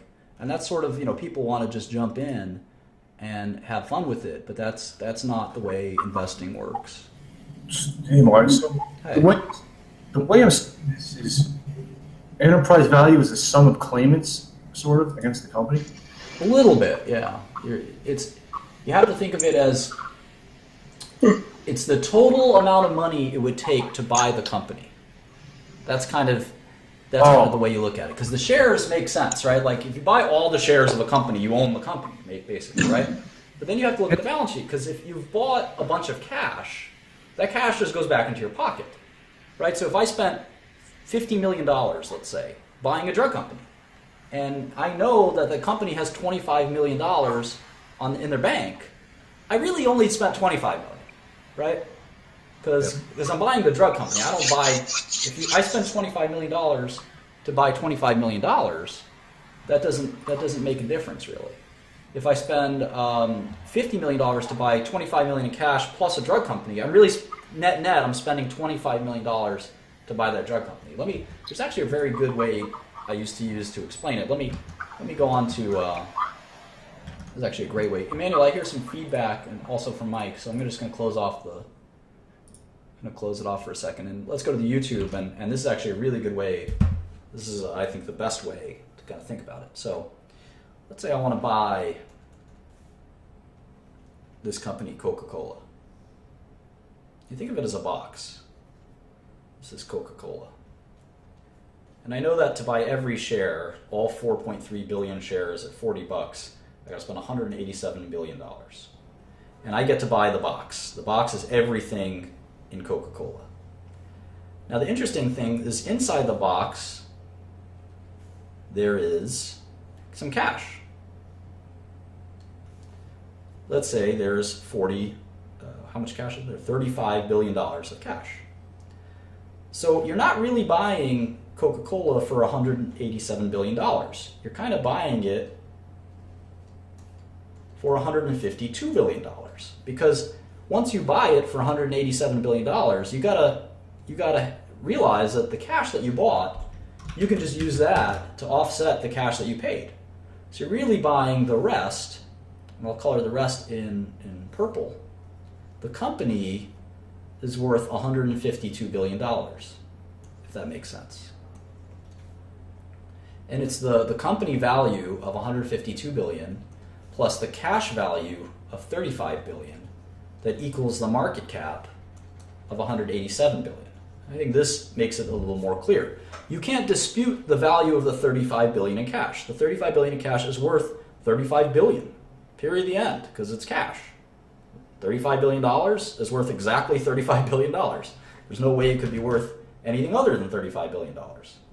The rest of the market, but the market cap is $187 billion. And the cash is not a part of the company. The cash is just cash.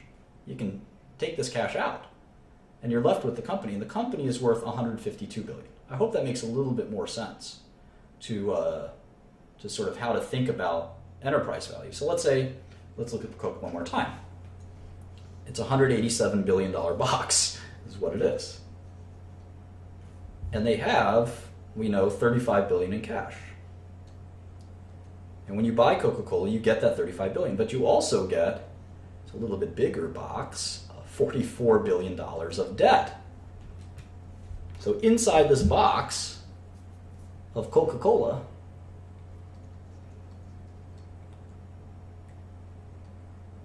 you've got $35 billion in cash and $44 billion of debt. And net, there's $9 billion of debt inside of Coca-Cola. So the value of the company is actually $196 billion. So if the net cash is negative $9 billion. So the value of the Coca-Cola business itself is actually $196 billion, because if you add all this up, it equals $187 billion. And that's the value the stock market gives Coca-Cola is $187 billion. So the value the stock market's giving the business of Coca-Cola is $196 billion. I hope that you understand that. It's not easy to understand, and again, over time, you'll get it a little bit better.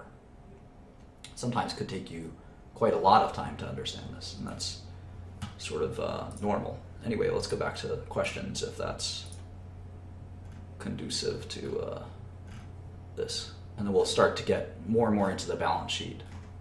I'm glad some people get it now. It's okay if you don't get it. This can take a long time to understand. Any questions? Hey, what's going on? Hi. So, I'm just kind of coming in the middle of this conversation, so you're talking, what I was kind of understanding is, it sounded like you're talking about that value, that's kind of more of a value over quant, or value over, or quality over the value of, with the stock, We'll get to that. I mean, right now we're just doing basic stuff, but value is more important to me than quality. Yeah, and I was gonna ask your opinion on trading penny stocks, but I don't know how you stand on that. I I mean, I don't think of stocks or penny stocks or not penny stocks. Companies are companies, and you invest in a company if you think its shares price is lower than what it should be, and you short a stock if you think its share price is higher than what it should be. It doesn't really matter if it's a small company or a large company. Hey, Jasper. Okay, so after watching that, I just wanted to clarify something, and then I had a question about earlier also. So the liability of a company is added to the value assigned to that company by the market, correct? Yeah, I just think of it as debt, not liability, because there's lots of liabilities. Yeah, debt. You're correct. Debt. And then before you were talking about when you were with Charlie, keeping your ear to the ground and waiting for that right mentor to come and like to ask them the questions. But what like keeping your ear to the ground is pretty vague. Like, just are you just talking about putting yourself in the situations where you'll be surrounded by people? Yeah, exactly. Like, here's an example. You got young Shkreli here, who's my alter ego, and, truly a genius. A little bit crazy, but still a genius. And you can message young Shkreli, and maybe he'll be your best friend. God only knows. You message me, I'm not going to be your best friend. I got too much shit to do. But young Shkreli, who knows? Look at him. If you dress up in like some jihadi stuff, then maybe you can't be his best friend. So, and he's got the ear of Martin Shkreli. So, young Shkreli could be your best way to go. The same way, there's a bunch of rappers trying to give Brittany Pepke their mixtapes to give to me. It's not always easy to get to the guy, but you can get to the guy's guy. Young. He showed his face briefly.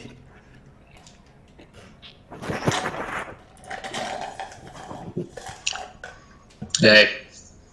Hey, any questions, Nick or Van? Yeah. So can you briefly go over the difference between enterprise value and market capitalization, and why, despite that they're slightly different, if you're trying to figure out free cash flow, the free cash flow yield, why can you use market cap and enterprise value as the divisor underneath free cash flow and get the same value essentially? Yeah, I mean, so enterprise value is most important, because if let's say you bought a company for $10 million, right? And that company was making $10 million a year. And you say, all right, I buy this company for $10 million, and in 1 year, I get all my money back, right? And then the second year, I'll have made $20 million total. I'll have made double my money. And the third year, I'll have another $10 million, I hope. And I'll have triple my money. I got to make sure that this money comes in. I got to run the business, all that stuff. But that would be great to buy a business for $10 million that's making $10 million. But what if you bought that business for $10 million and they told you, look, before we sell you this business for $10 million, we have to tell you that we owe the bank $30 million. Well, how do you think about that? And enterprise value gives you an opportunity to say, all right, well, the company has I have to buy it for $10 million. That's the market cap. I have to add the debt, because I'm also buying the debt. So the real true value of the enterprise, or the enterprise value, is really $40 million. Because it's the $10 million I'm buying the stock for, and then the $30 million of debt I'm absorbing. So it's actually going to take me 4 years to break even. Because I got to pay off those $30 million of loans. Then I got to pay off the $10 million that I'm investing in the first place. So it'll be 4 years before I break even. So now let's say that same business. So again, you're buying this cement business, let's say. My uncles and cousins, they're in the waste management and cement business. They serve their community with these services. And they say, Martin, we want to sell you the family business. We heard you have a lot of money now. And I say, oh, okay, I don't really want to be in the cement business. And they say, yes, you do. And I say, all right, Uncle Louie. I'll buy the cement business from you for $10 million. And they say, that's great, because it actually makes $10 million a year. So you'll be in great shape. And I say, wait a second. Now I really want to be in the cement business. I'm buying this for $10 million, and it makes $10 million a year. And they say, no, hold on. That's all true. But we have $30 million now of debt. And we also have, I say, what kind of, I'm taking my notes, I say, what debt do you have? And they say, well, we owe banks $20 million. We owe the other family down the street $10 million. And so, okay, so you have a total debt of 30 million, 20 to the bank, 10 to a lender, 30 million of debt. Or how much cash do you have? And they say, all right, well, it's a family business, so they're not really sure what's going on. They look at the registers, they look in the bank statements, and they say, we got a total of $10 million. So, okay, so I'm buying this business. Let's go to YouTube for a second. I'm buying this business for $10 million. I'm buying all the stock. So that's the stock price and the shares outstanding. And you can see that those two things basically don't matter. The stock price, the shares outstanding, it doesn't make a difference. I'm going to multiply the two of them anyway, and it's going to equal 10 million. So my Uncle Louis, he can have 1 million shares, right, at $10 each. And I can buy all 1 million shares from him and his cousin Vinny. Or it could be 10 shares at $1 million each. It doesn't really make a difference. It's $10 million at the end of the day, one way or the other. So I'm buying $10 million for the market cap of the company. But they also have that $10 million of cash in couch cushions and in safes and stuff like that. And then they told me that they owe $30 million. That's the debt. So I'm looking at this waste management company, and I see that net, they have $20 million of net debt. They have $10 million in cash, they've got $30 million in debt. That means after you use that $10 million to pay off some of the debt, you're going to be left with $20 million in debt. So the enterprise value is market cap minus cash plus debt gives you the enterprise value, and we get $30 million. So it's going to take me 3 years to break even if they make $10 million a year. And that's why the market cap can be very misleading. If I just looked at the market cap, they would say, oh, congratulations, Martin, you bought our business for $10 million. And I'd say, whoop-de-doo. Then I looked at the books and I realized, holy moly, they have $20 million of debt. And that's 2 times more than I paid to buy the stock of the company. So the net debt is very important to look at, and that's how we get the enterprise value. Typically for public companies, there's not much leverage. Sometimes you have a lot of cash that you got to remove. And that's important. Let me give you the opposite example. Let's say I went to my cousin Vikram, and Vikram wanted me to buy the family delicatessen business. And he said, all right, Martin, I want to give you $5 million. I want you to give me $5 million. $5 million, you can buy all the family's delicatessen businesses in the tri-state area. I said, wonderful. So, Vikram, tell me, how much money does the company make a year? He said, well, our delis, they make about $1 million a year in total between all the delis. And I said, all right, you want to sell it to me for $5 million? It's a stable business. I think that $1 million will be stable every year. All right, you got a deal, Vikram, $5 million. And then I say, all right, and Vikram doesn't know business, but I do. So I said, all right, Vikram, how much debt does your company have? And he says, Martin, what are you talking about? We don't have any debt. Okay. No debt. I'm writing down my notes. Debt, 0.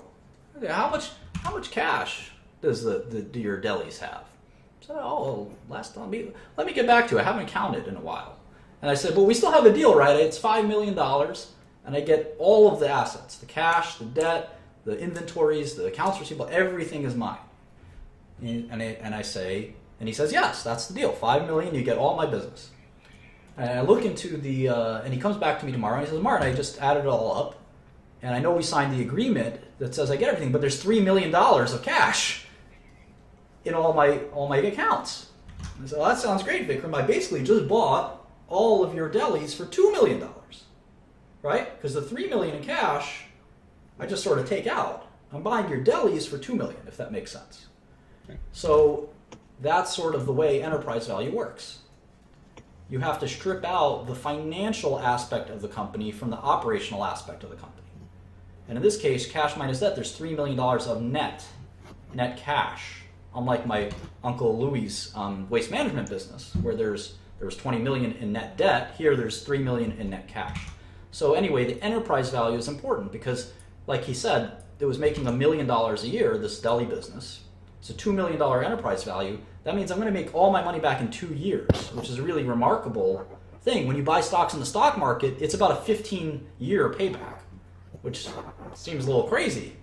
And Vikram did get straight hustled, as we'd say in Brooklyn, which is my home stomping grounds. So yes, enterprise value, very important concept. 2 years is not a long time. If you buy your average stock right now is about a 15-year payback period. So if you can find something that's just as risky with a 3-year payback period, you'll be a genius investor, or a 5-year payback period. And that's what private equity is, I think, very exciting compared to the stock market. So I've done a lot of deals where I've gotten my money back in 3 months, 6 months. Sometimes I've had to raise the prices of the drugs very quickly. But in any event, the goal is to get your money back and then some as soon as possible. And we'll talk about that in finance and how that works briefly. But the enterprise value is sort of the concept here. All right. So that's why you want to use EV instead of market cap for when you calculate things like free cash flow yield. Correct. Or other multiples. Very nice, Nick. Very nice. You sound like you're a very promising student. Remember, Young's the boss, so he can cancel you out at any time. Martin, I actually got a question for you, bro. I haven't slept, dude, in like 48 hours, so forgive me. I'm serious, I haven't. So I'm like really fucked up, man. But so EQ, is that a concept in corporate finance? EQ or EV? Sorry, EV. Yeah, it's corporate finance, sure. So in practice, I'm curious, do you use things like valuation by comparables or value at risk, intrinsic value versus market price, constant growth DDM or two-stage DDM, things like that? Like, do you ever have to use that? All of the above, absolutely. Oh, okay. So you do. Okay, cool. We're about to do some of that now. All right. Like I said, anyone who comes in here, you better respect young Shkreli.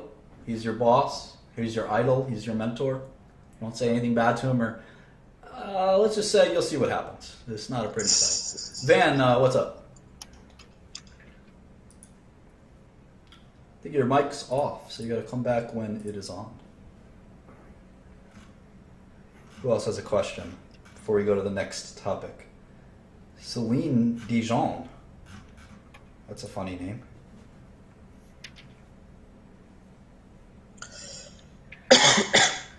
I don't want to no coughing. No coughing. You don't cough. Shut. You got to cough, you get out. I'm serious. Get out and cough. Shut your mouth. Celine Dijon. That's a cute name. Let's see who this guy is. Just know if you're a troll or something, we got people who will find you. It's not a threat. Hi, Martin. Hi. I was wondering, I don't know too many people and I would like to get into investing, but whose money do you borrow? Do you borrow your family's money, or do you just go out to different people, random people on the street and ask them for the money? You don't go to random people on the street. Come on, dude, use your head. Fucking serious? I used something called an investment bank to sell securities. But in all seriousness, please, if you're going to ask a question, keep it to the topic at hand. Don't go way off track. Yeah, please. And we're trying to go in order here. Here's another boss. His name is Naj, or John, or God, depending on how you spell it. Zoom is here too. All right. Let's try to stick to the lesson plan. So, finance nerd, get back to your shit. So hopefully we got our 6 major variables: stock price, shares outstanding, market cap, cash, debt, and enterprise value. And we've learned how to look them up. And let's be boring for a minute and look up the rest. So we looked up for Coca-Cola. Let's look up for Southwest Airlines. His ticker is LUV. So we go to the SEC website. Leave me, young Shkreli. I ain't trying to get slapped. Wise words. All right, so there's the SEC website. I type in LUV, and I go to their 10K. And now I also want to look at their balance sheet. So I go to the consolidated balance sheet here on page 67. They've got cash and short-term equivalents of roughly $3 billion. So just type that in, 1583 plus 1468.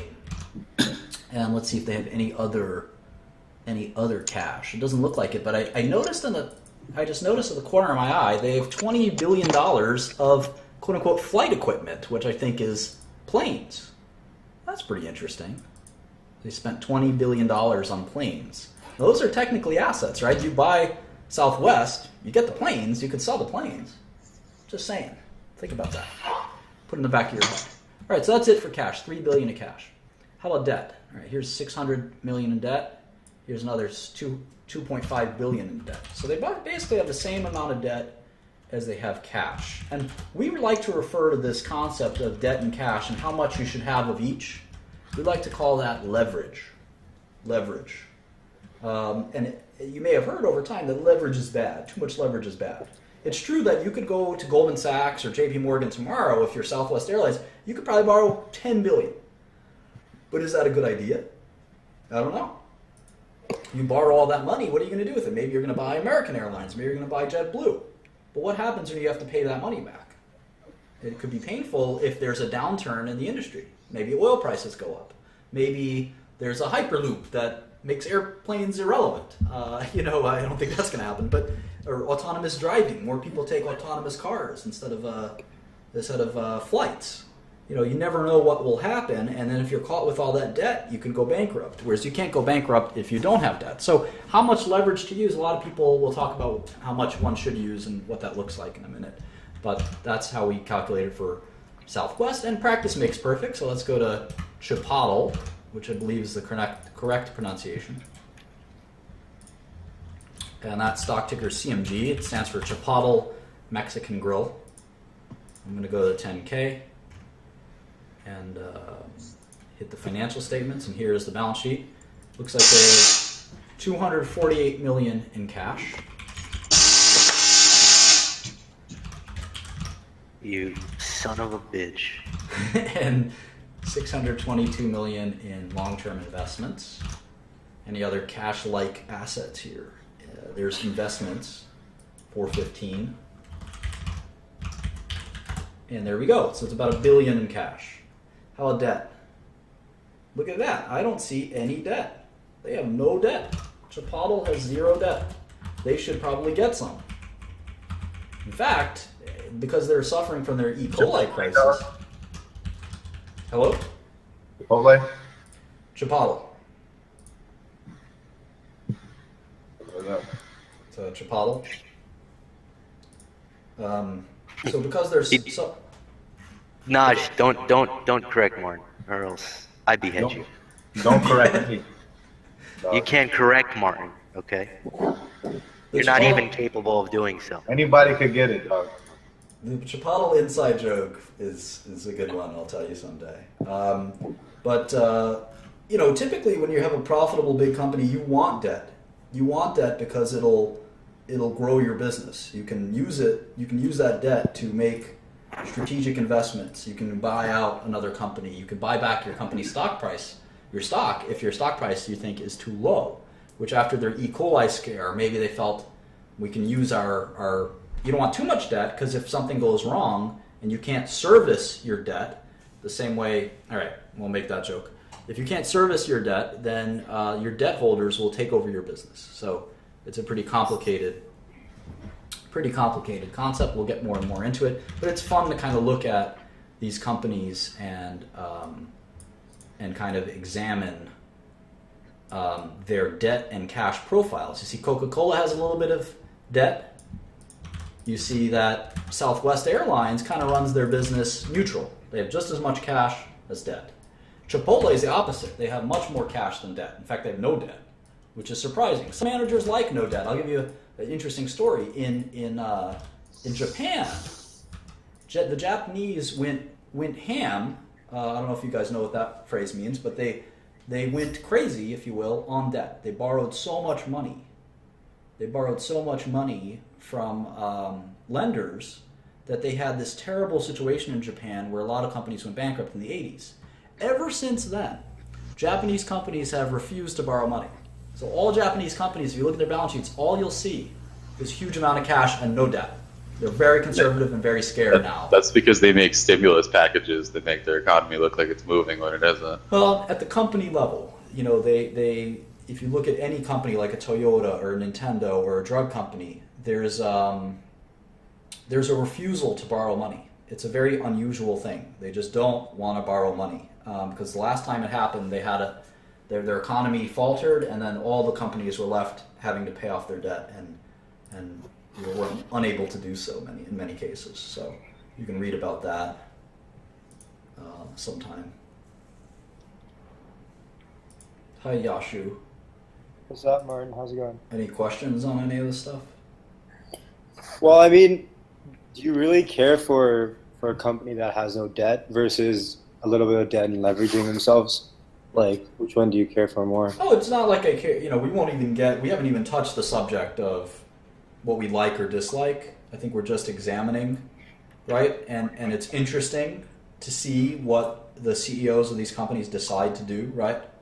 Yeah. Whether or not they want to use debt or not use debt or whatever. Turing does have debt. I'm not the CEO of Turing for what it's worth anymore, but I did decide to use debt, a small amount of debt. If there's companies that use a huge amount of debt, it's interesting. We think of debt in our personal lives, like I'm sure some of you guys have credit card debt, and that's different. That's sort of debt that's used to fund your personal expenses. Business debt is a very different concept. But yeah, student loan debt is kind of a little more similar, where you're using the student loan debt to improve your future earnings. Kind of. It's sort of similar to a business debt, where you're saying, I need a bunch of money to make this great investment in myself.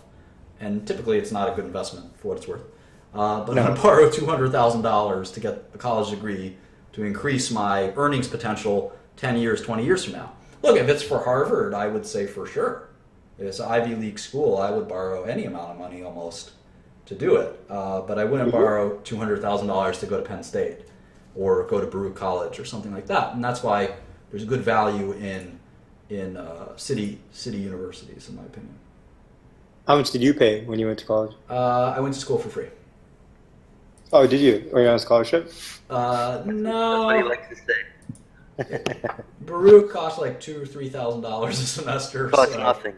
Yeah, it's right? pretty That's close. yeah. Pretty close to zero. That's how much it costs up here in Canada too, so it's not too bad. Yeah, no, I mean it's just a great education for almost no cost is.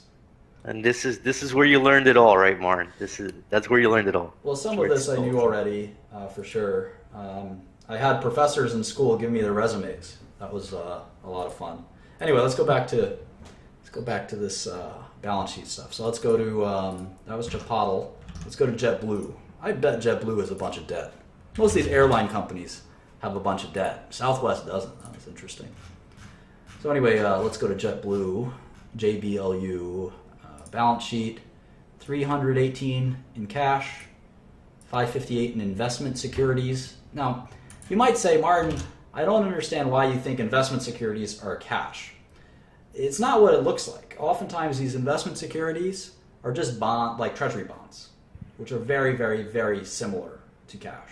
It's not like they have a prop trading desk where they have a bunch of different stocks and long and short. It's treasury bonds, and for accounting reasons, they can't classify it as cash. It was very close to cash. It's basically the same thing.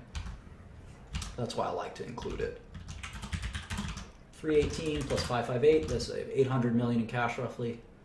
Flight equipment, again, they've got those planes, which I'm not really sure how to value the planes, because theoretically the planes are property, but they're certainly not cash. A plane is not cash. A plane is a hunk of metal. But you could sell a plane, right?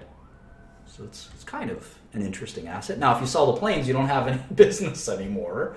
So you got to think about that too. The planes are the business. All right, long-term debt and capital lease obligations. Here it is, $1.4 billion. Where else? Current maturities of debt, $448 million. All right, so as I suspected, they've got a little bit of debt. Got about $1 billion of debt, not too leveraged. Okay, so yeah, they've got $1 billion in debt, $1 billion in cash, and $2 billion in debt. And if you look at the income statement, we'll take a sneak preview of the income statement. You'll see that JetBlue made about $700 million last year. So how do we think about that number? Well, they have net debt of $900 million. And so if they're making $700 million a year, they'll be back into net cash in about a year or two. That makes sense? So you don't Yeah. want years and years and years of debt, right? Like my cousin Vinny's sanitation department or sanitation business. If you're making $2 million a year, but you have $20 million in debt, it's 10 years until you have cash again. It's terrible. Yeah. You don't want too much debt. Now we call that leverage ratio. We'll talk all about that in a minute. So we talked a bit about the balance sheet. Let's talk more about it, and then we'll get to the income statement. The balance sheet is one of the Holy Trinity. I grew up Catholic, so I've got the Holy Trinity as the Father, the Son, and the Holy Ghost, I believe. Let's see, start Father, Son, Holy Ghost. I'm pretty sure that's how it goes. Father, Son, Holy Ghost. That's the Holy Trinity. I think it's the three manifestations of God is the metaphor for what it is. Well, in business, we've got the same thing. And this is your new Holy Trinity, is the income statement. Income statement. And they all are the three manifestations of business. The same way the metaphor, the parable for in Christianity is the Holy Trinity. We have a Holy Trinity of business. And just like in Christianity, I am an atheist in sum and substance. It's a longer discussion than I can afford right now. No, you're not, Martin. You believe in me. True. Again, my alter ego here. He's like, anyway. So here's the Holy Trinity that you're going to believe in going forward: is the income statement, the balance sheet, and the cash flow statement. And they're all, interestingly, again, just like the metaphor in religion, it's the same concept that there are three different ways to look at a business. The same way, again, I'm not going to go on this tangent, but those are the three different ways to look at God, was the theory for Christianity. These are the three different ways to look at the business. And the balance sheet, Holy Spirit, Holy Ghost, same thing. Ghost sounds cooler. All right, so we're going to drill into the balance sheet, which in many ways is the most important, but just like the Father, Son, Holy Ghost, they're all important. So the balance sheet, what is the balance sheet? Well, it's what it sounds like. It's a statement of the balances of the company. All of the balances. If you know anything about accounting, there are different balances. The first balance is cash. How much cash do we have? And the balance sheet is unlike the other two parts of the Trinity. It's a statement that exists in a snapshot of time. So it's as of a certain date. That's typically as of the end of a period. It's not like as of next Wednesday. It's as of a specific date. And one good date would be 12/31/2015, the end of the fiscal year for most companies. 12/31/15. And think of it like a camera. It's a snapshot. It's a snapshot in time of where all the balances are. So let's do it for JetBlue. Look at their balance sheet in great detail. And here's the link in case you missed it, or you don't know how to use the SEC website. Just click that or copy and paste it. And you can see that there's two key parts to the balance sheet. Well, the first thing we look at is what dates they're of. So this is as of December 31st, 2015. But what's the next key part of the balance sheet? How is it sort of organized? Well, it's basically organized into two parts, or three parts, really. Depending on how you look at it, it's two or three parts. I think of it as both sometimes. The first part is the assets of the company. So all the assets balances. So I want to know how much cash we have. I want to know how much inventories we have, accounts receivable, property. I want to know how much money we've lent out. I want to know all of this stuff, all of the balances of the company. So here are the assets. Now, obviously, the first asset, a good asset, we'll put that in bold, is cash. Another good asset is accounts receivable, inventories, property, plant, and equipment, which is very important. We'll talk all about property, plant, and equipment. Other assets. And then we're going to add that all up, and it's total assets, right? Well, what's the next important piece? Liabilities is the opposite of assets, right? Liabilities. What kind of liabilities do we have? Well, the first one is called accounts payable. Accounts payable. And this is the opposite of accounts receivable. This is cash that we owe other businesses, like our vendors. Like I owe Staples $200 for my office copier. I owe, et cetera, et cetera. I owe my pharmaceutical company. I owe $1 million to my chemicals company, et cetera. And then there's debt. There's kind of the opposite of cash. This is money that I owe to lenders, banks or funds or the marketplace. There's investors that have lent me money. They've lent me money. So that's debt. I've got all kinds of other liabilities, accounts payable, employee expenses, money I owe my employees. They could be any kind of money. It could be salaries, that could be bonuses, that could be pension. I owe, what else? Accrued expenses, deferred revenue, all these complex accounting statements that we'll talk about in a second. Now the final part of the balance sheet is what we call shareholders' equity. And this is a little bit, probably the only complicated part of the balance sheet. But what that really is assets minus liabilities. It's kind of what's left over. So if we have a total of, let's just say, $5 million in assets, maybe it's $2 million in cash, $1 million in accounts receivable, $500,000 in inventory, $2 million of plant, $500,000 in assets, and the total is $5 million of assets. And I add up my liabilities, maybe I have $1 million in debt, 500,000 of all these other guys. Maybe I have 0 deferred revenue. This is a total of $2.5 million in liabilities. Well, what's left over, assets minus liabilities, is shareholders' equity. This is what shareholders own. We sometimes call this book value.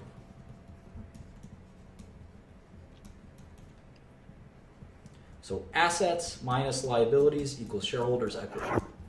Assets equals liabilities plus shareholders' equity, if you do a little algebra. And this always has to be equal. So we call that the balance sheet because it has to balance. It has to balance into these equations.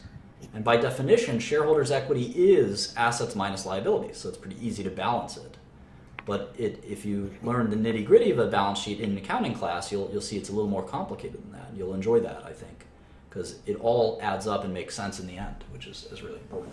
So you can see, if you look at a balance sheet, you can see all of what I've described here. It's a little more detailed. You've got assets, all of the assets, and they go through painstaking detail to describe each asset.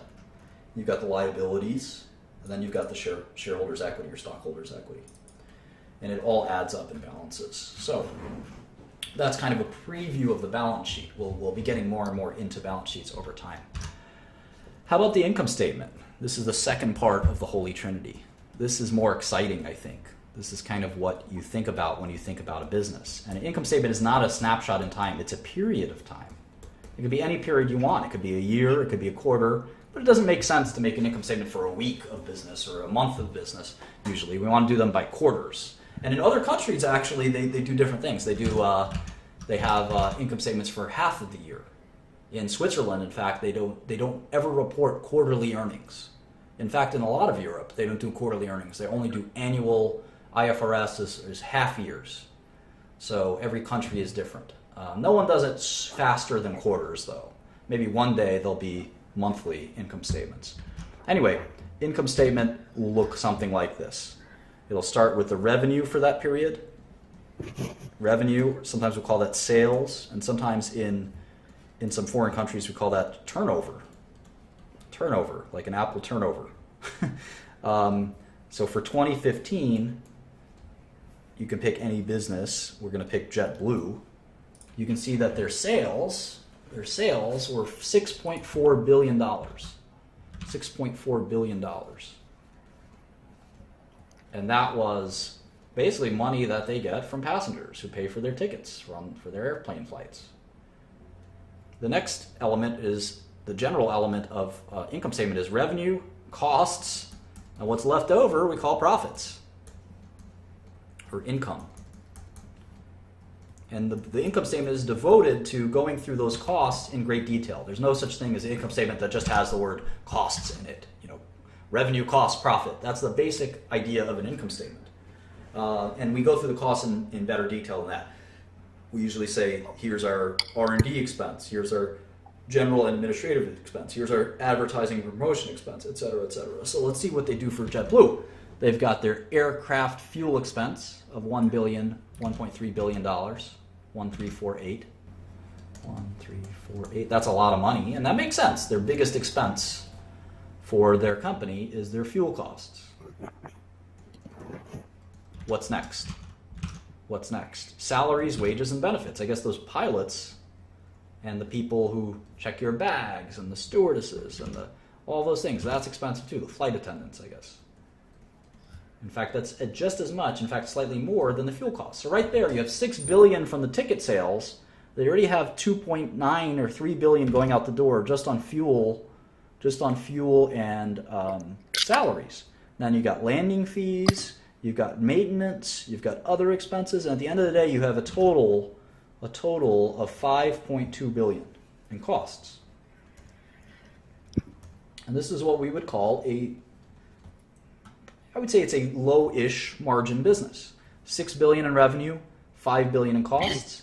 You're left with 1 billion of operating income. And I hesitate to say low because it's not bad. And certainly for airlines, which has a terrible reputation as an industry, this is pretty good margins. And you can even calculate as a percentage, what is that 1.2 billion of operating profit?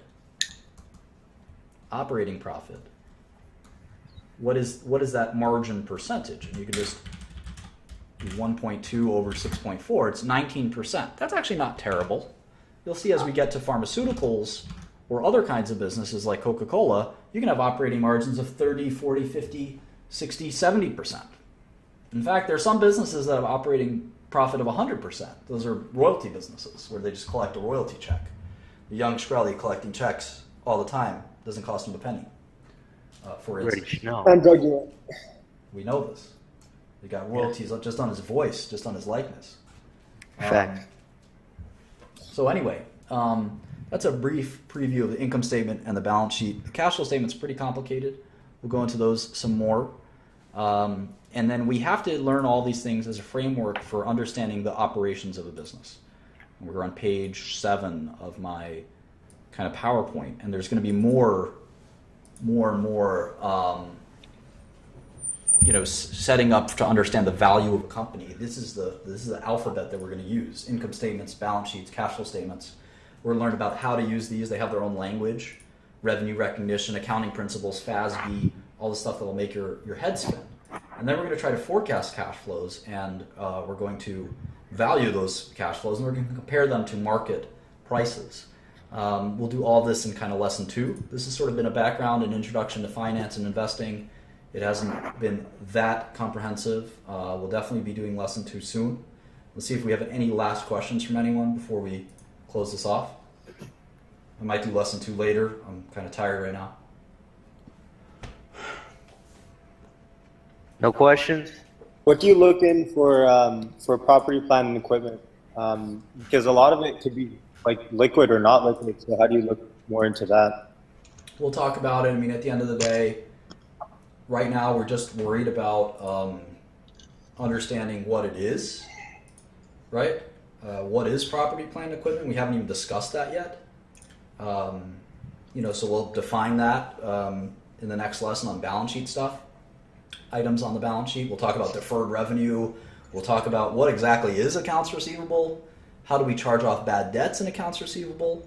What exactly are inventories? How do we book those? All these things are pretty complicated, and PP&E is no exception. Property, plant, and equipment is definitely a pain in the neck. Nick. Hey, all right. So if a airline is trying to hedge its oil costs, essentially, Is this about the lesson, Nick? Are you really asking about what we just went over, or are you? We're just about. No. We're debriefing. This is a debrief, okay? So if you have any questions based on what you just kind of went over, keep it concise and quick. Or not asking about aircraft hedging, oil hedging. Get out of here.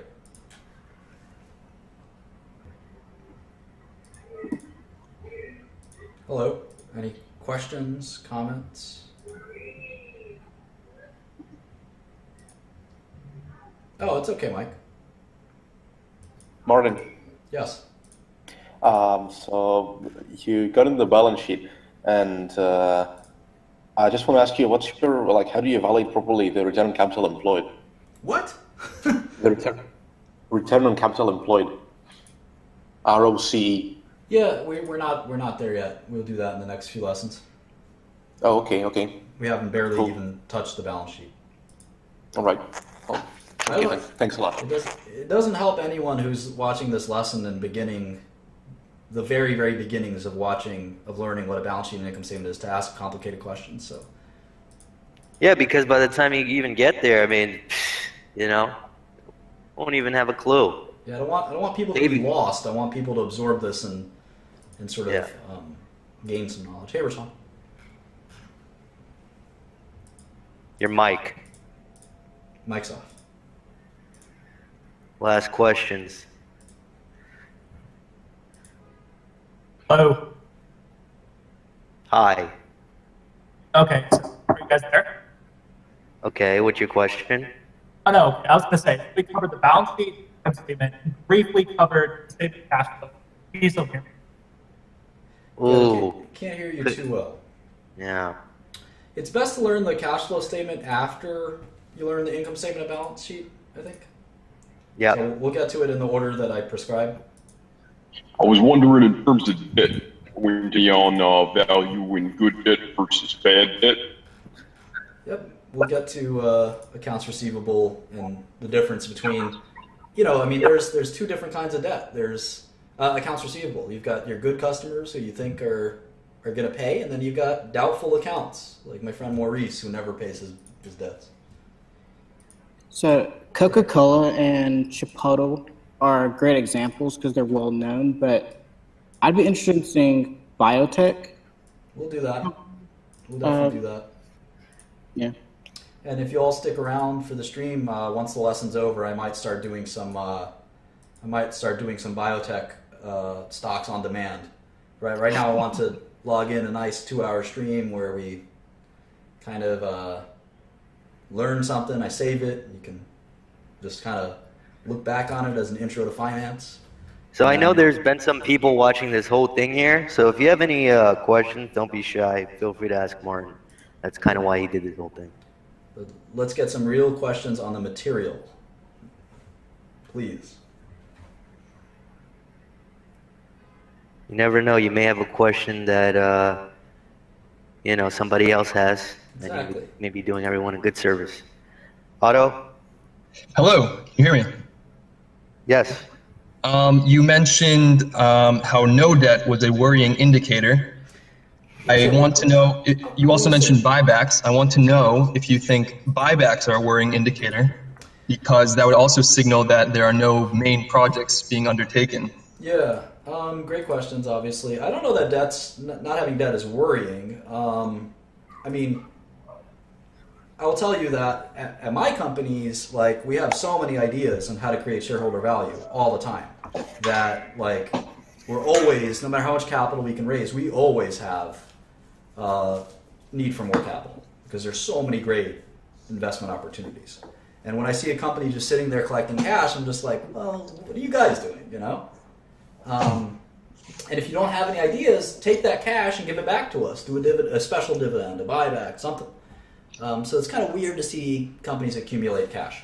In terms of buybacks, it's an advanced question. I think it's time to, when we talk about capital allocation and stuff like that, we can sort of debate. Okay, so as far as I've listened from now, I'm gonna guess that this is a really beginner's course. Yep. So I'm going to ask you maybe the dumbest question so far. Yeah, good. That's fine. Because I'm not into this kind of business, but it really interests me because it's a fascinating world. Okay. So. All right. So what's your question there, Mike? My question is, obviously you started with $2,000. You said that your father helped you open a stock account or something like that. So what would be the minimum amount for our era, our times? What would be the minimum amount to invest, and how would one start stock investments with absolutely minimum capital? So I'll just say that, for the reason the stock account was helpful to me is it got me excited, right? It got me excited about the stock market. For me, as a 15-year-old kid, $2,000 seemed like a lot of money, and it seemed like my parents made this big commitment, and it was super exciting. I got to log in, I got to place trades. It got my mind so interested in stocks that it never stopped. And it's not about the $2,000, right? It's about giving someone the excitement of a lifetime that would last forever. And that's why the $2,000 investment was exciting start. It got me so motivated. I got a job at a hedge fund. I got a job at a big hedge fund. I started hedge funds. I started drug companies. It just propelled my interest in business. So I wouldn't think about it. I think the minimum amount for most investment accounts online, the E-Trades and the Ameritrades and Interactive Brokers, I still think it's about $2,000. In fact, it might be even less now. So I think that giving someone a stock account, especially a younger person, and it doesn't matter what your age is. You can be 40 years old, and if it's your first stock account and it excites you and it gets you motivated to do something, I think that's exciting. You're never going to make money with a small amount of money, right? It's just the dream of turning $2,000 into $1 million. It's not going to be, it's not ever going to be possible. But will it propel you and excite you to go to the next stage? I think that's kind of what these small accounts are helpful for. Hey, James. Question. Yes. Uh-oh. You have a rival. Come on. All right. Was that your question, Arlie? That's a great question. Thank you. Thank you. All right. I think we can turn the stream off now. So thanks for coming. I'm going to still be on here streaming. I'm going to turn it off so it registers as a stream. I really appreciate everyone coming on, asking questions, checking it out. I'll be back doing some biotech stuff in a second.